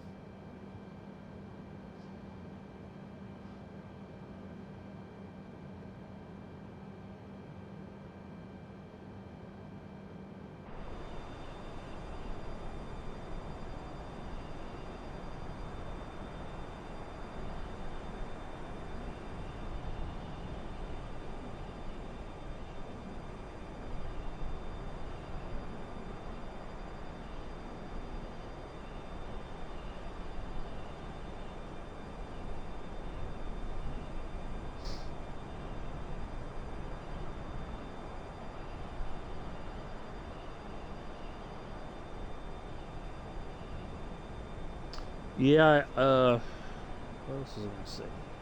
I forgot. Oh well, it's not that important, I guess. Thank you again, everybody, for coming in and hanging out. Hopefully you enjoyed today's flight. If you haven't, you know what to do. Joseph is the officially complaint department here on the Uncle B Sim channel. So if you don't like today's flight, please message him. Let him know your displeasure with the flight. I'm sure he'd be happy to hear from you. I don't know what kind of response you'll get, but that's his role here on the Uncle B Sim channel. He is the complaint department.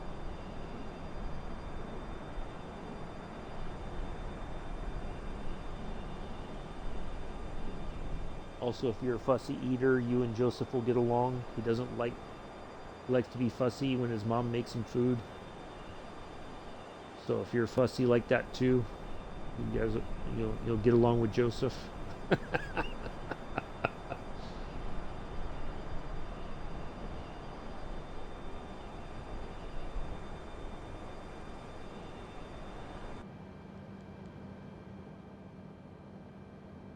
I would have been in serious trouble if I gave my mom grief about the food she made for me to eat. I can assure you. I would have.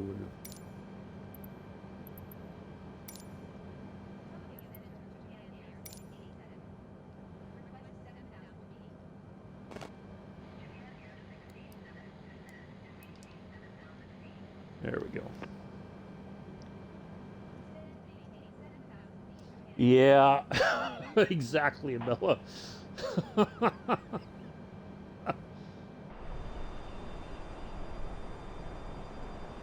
I mean, I got the evil look if I ever fussed about, like, I'm not a big fan of scalloped potatoes. I don't know why. I just am not. And Brussels sprouts. No, you're gonna eat that because I made it. Well,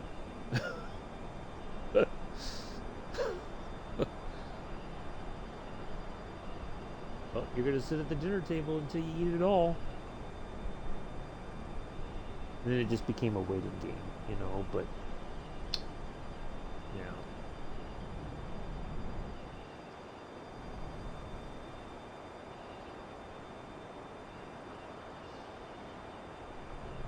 Oh, God forbid if I did that with my. Oh, it's even worse if I acted like that with my grandmother.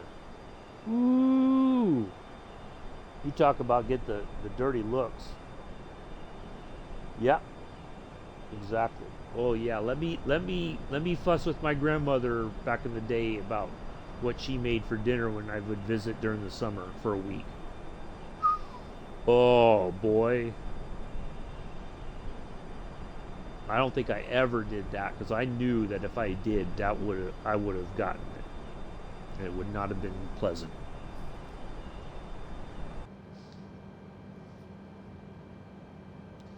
No.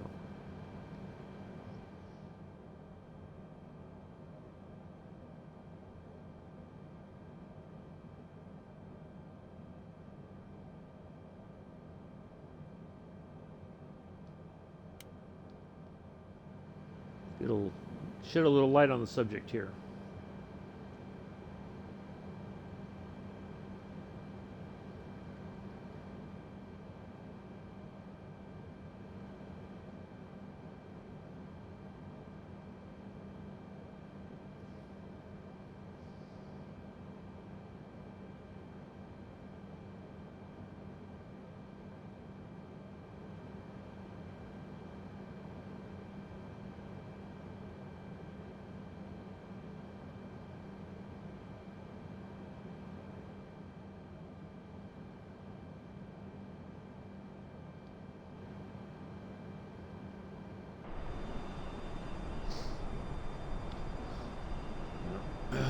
You don't know how good you got it, Joseph. Fuss with your mom about what she makes.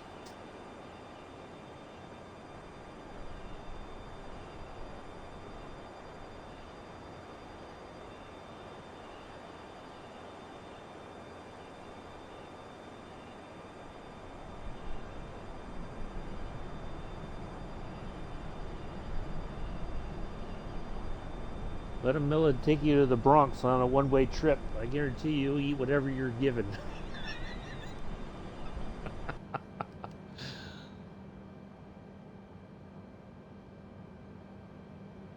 And you'll be thankful for it.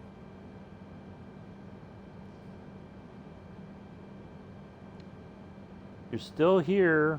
You're on the plane. You got tickets. Well,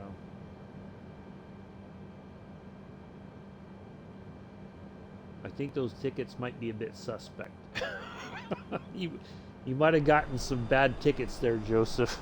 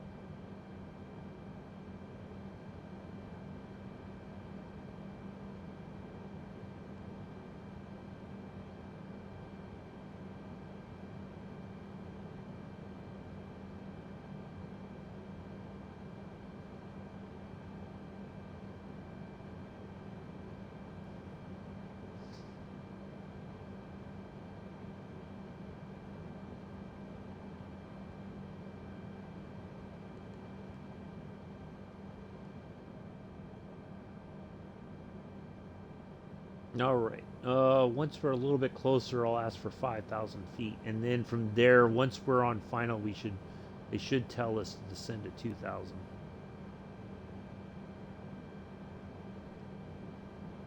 Matter of fact, I'll ask for 5 now.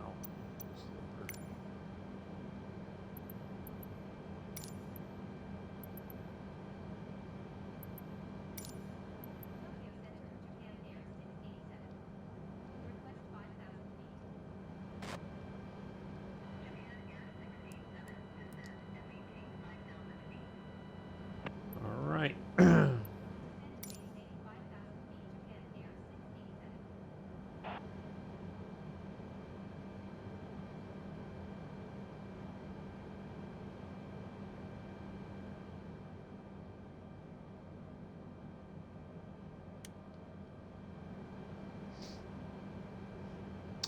All right, folks, let me try to concentrate on getting this on the ground nice and safe. We'll be in Miyazaki in a few minutes or so.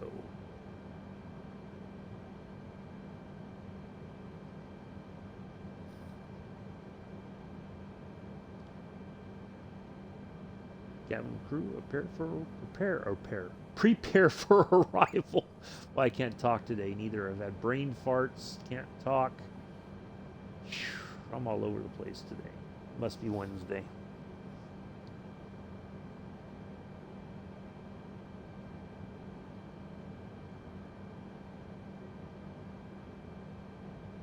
Well, I look at the colors in the sky, though. It's one of the most phenomenal things about this sim. Sunset, the colors in the sky are just always amazing.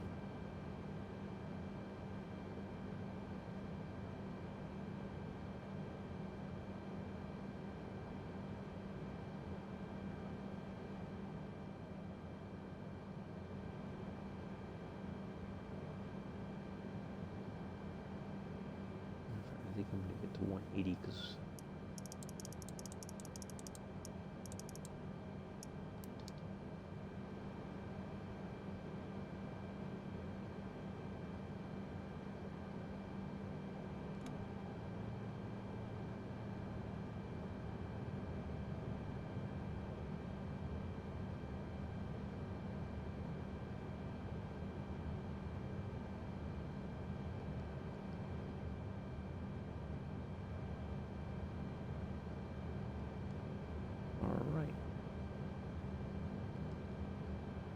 our airport should be somewhere over there. Let's have a look. Let's go about.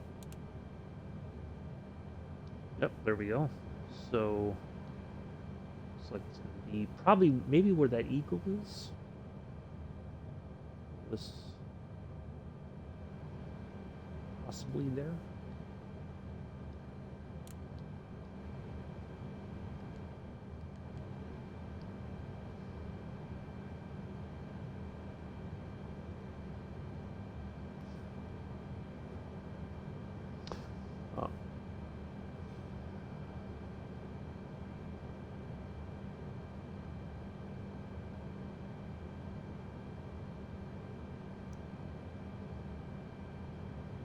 Chicken pat.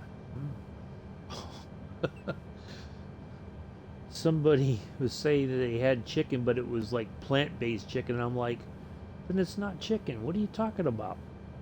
But it tastes like chicken. I'm like, ugh, no. I'm gonna have chicken. I prefer real chicken, not plant-based chicken.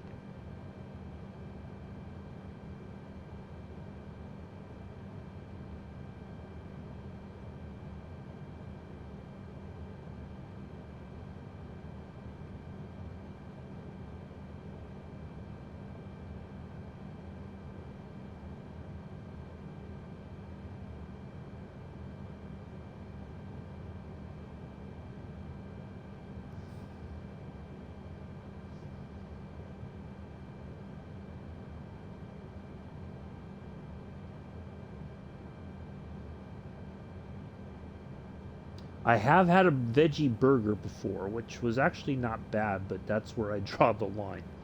That was only because that was in an MRE, and I'm like, well, I need to eat, and I'm like, oh, okay, I'll suffer through it. It wasn't that bad, but it was more because I was hungry, not like it was a choice to make to have a veggie burger.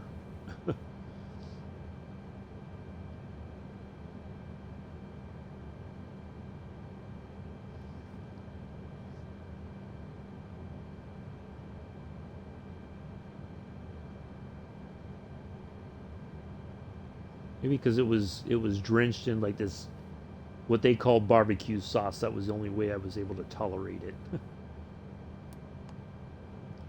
All right, let's get ready to land here. Surprised they haven't told us to go to 2,000 feet. Well, I think what I'm going to do, I'm just going to go ahead and ask for it myself, just to be on the safe side.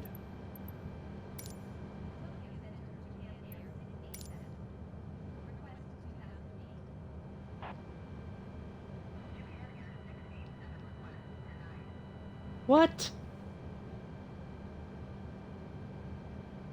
Why would you deny my request? What are you, crazy?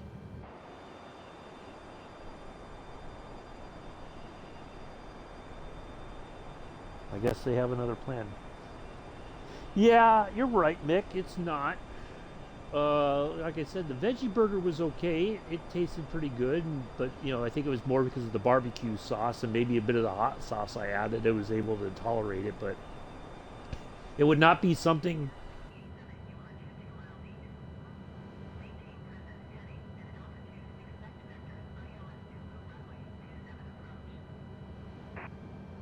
No, I need to be at 2,000 feet. I know I do.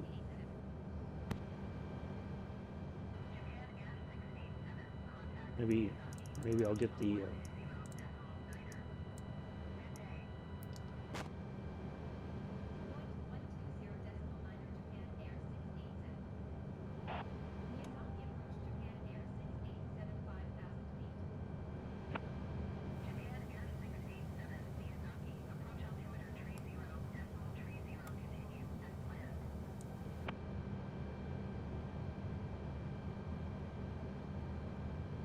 Why would it do that?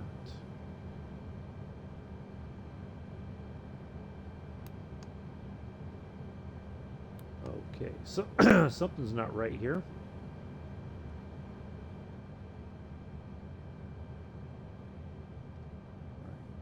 I know we have to be at 2,000 feet.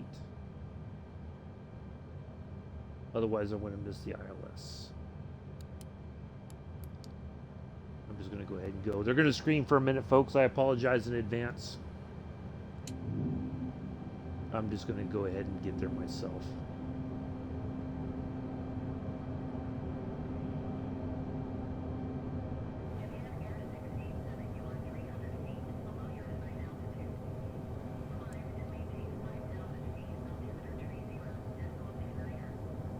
No, I'm going to 2,000 because I know I need to be at 2,000 feet.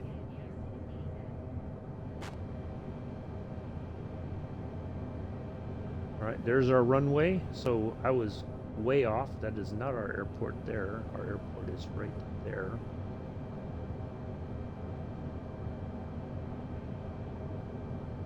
All right. Yeah, I do not want to miss my approach.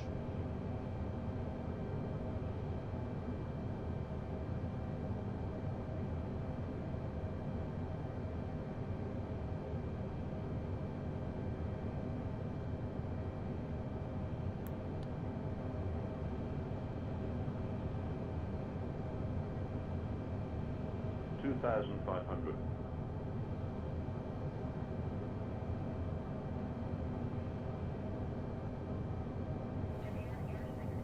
See?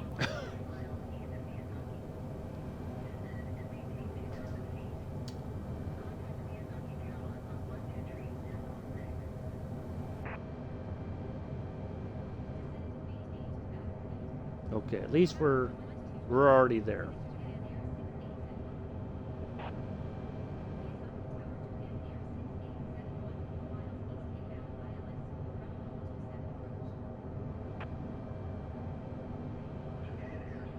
See, if we waited all that time, we would be rushing to get to 2,000.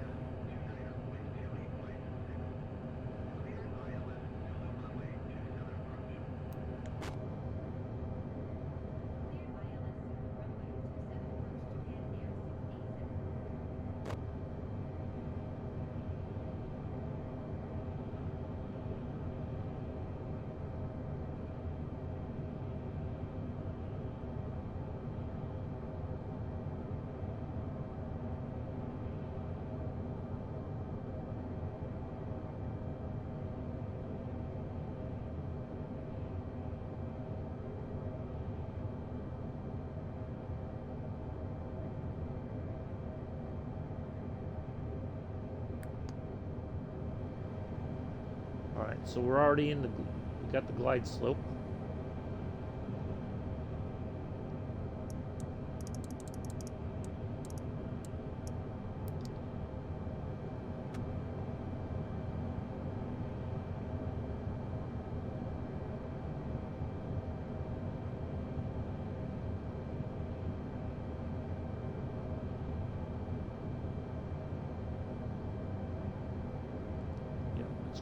Oh, no, it's not green.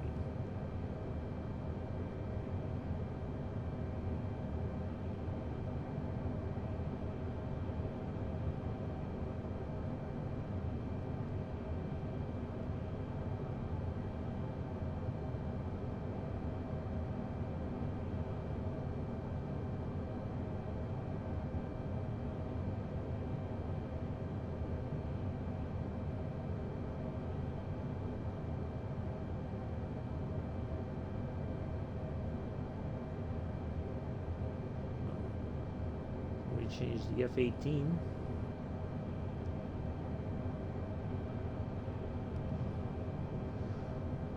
All right, here we go.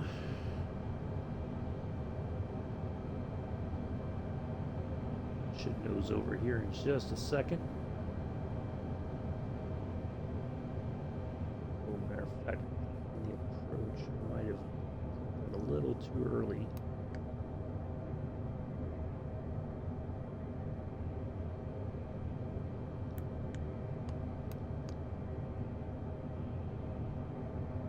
Ooh, boy.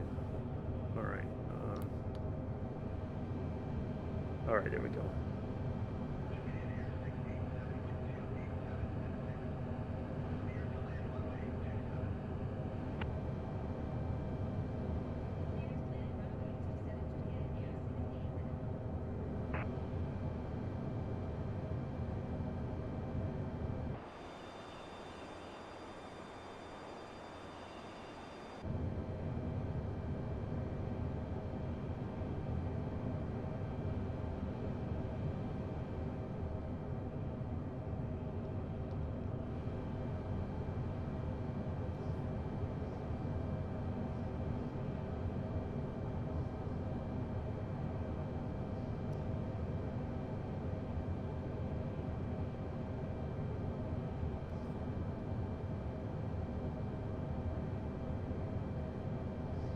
All right.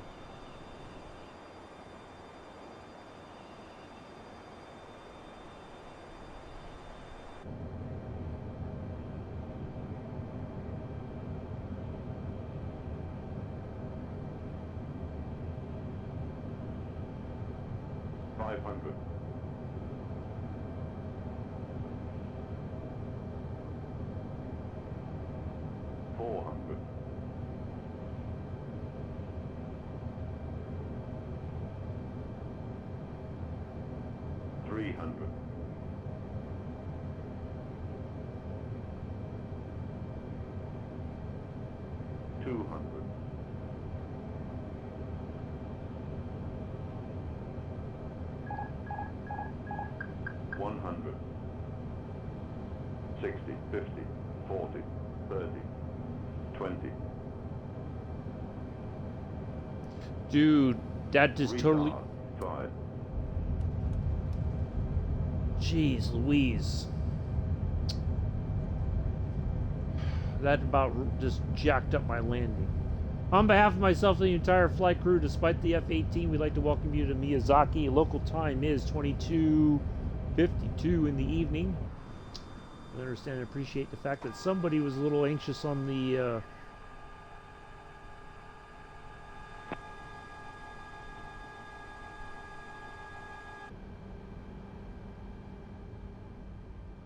Somebody was anxious to show off there, it looks like.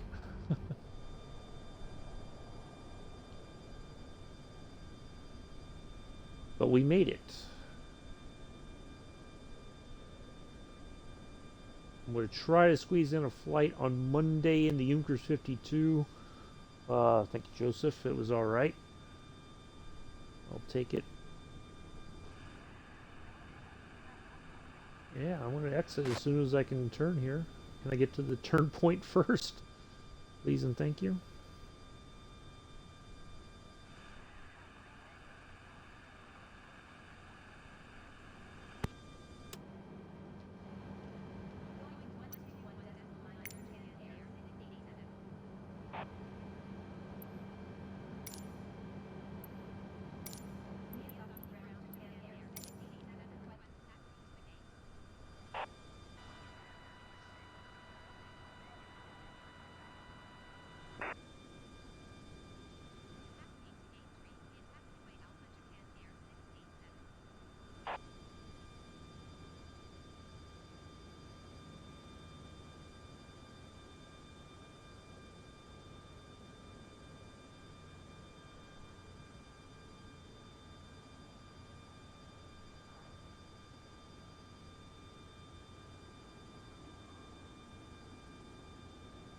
I don't mind people flying whatever they want to fly, but that was highly inappropriate for him to zip past me and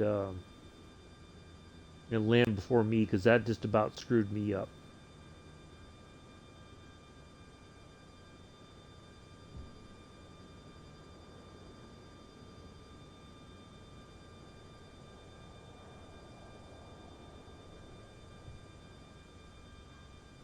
Anyway.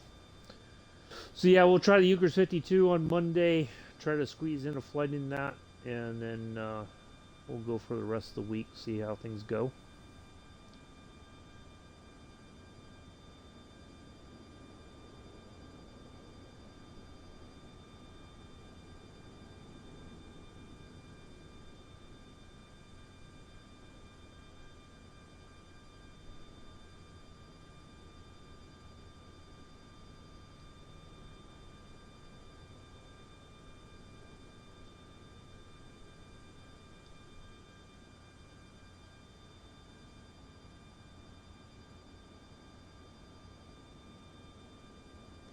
I don't think this is a traditional gate.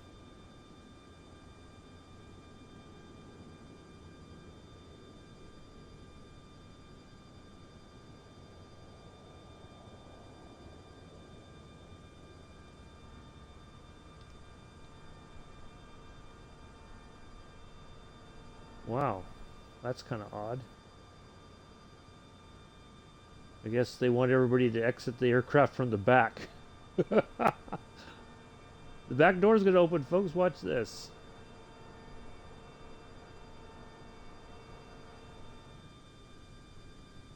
Maybe. Maybe not. Nope. That's as far as it goes. Alright. Oh well. Let's go ahead and turn all our lights off, and then we'll shut everything down and end the flight.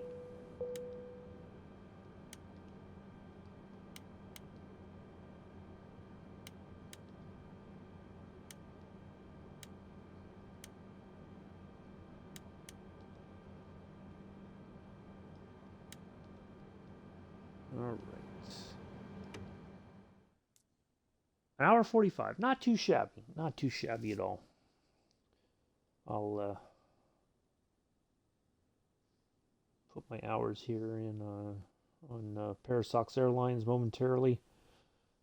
Anyway, well, that will do it for today. Hopefully everybody enjoyed that flight.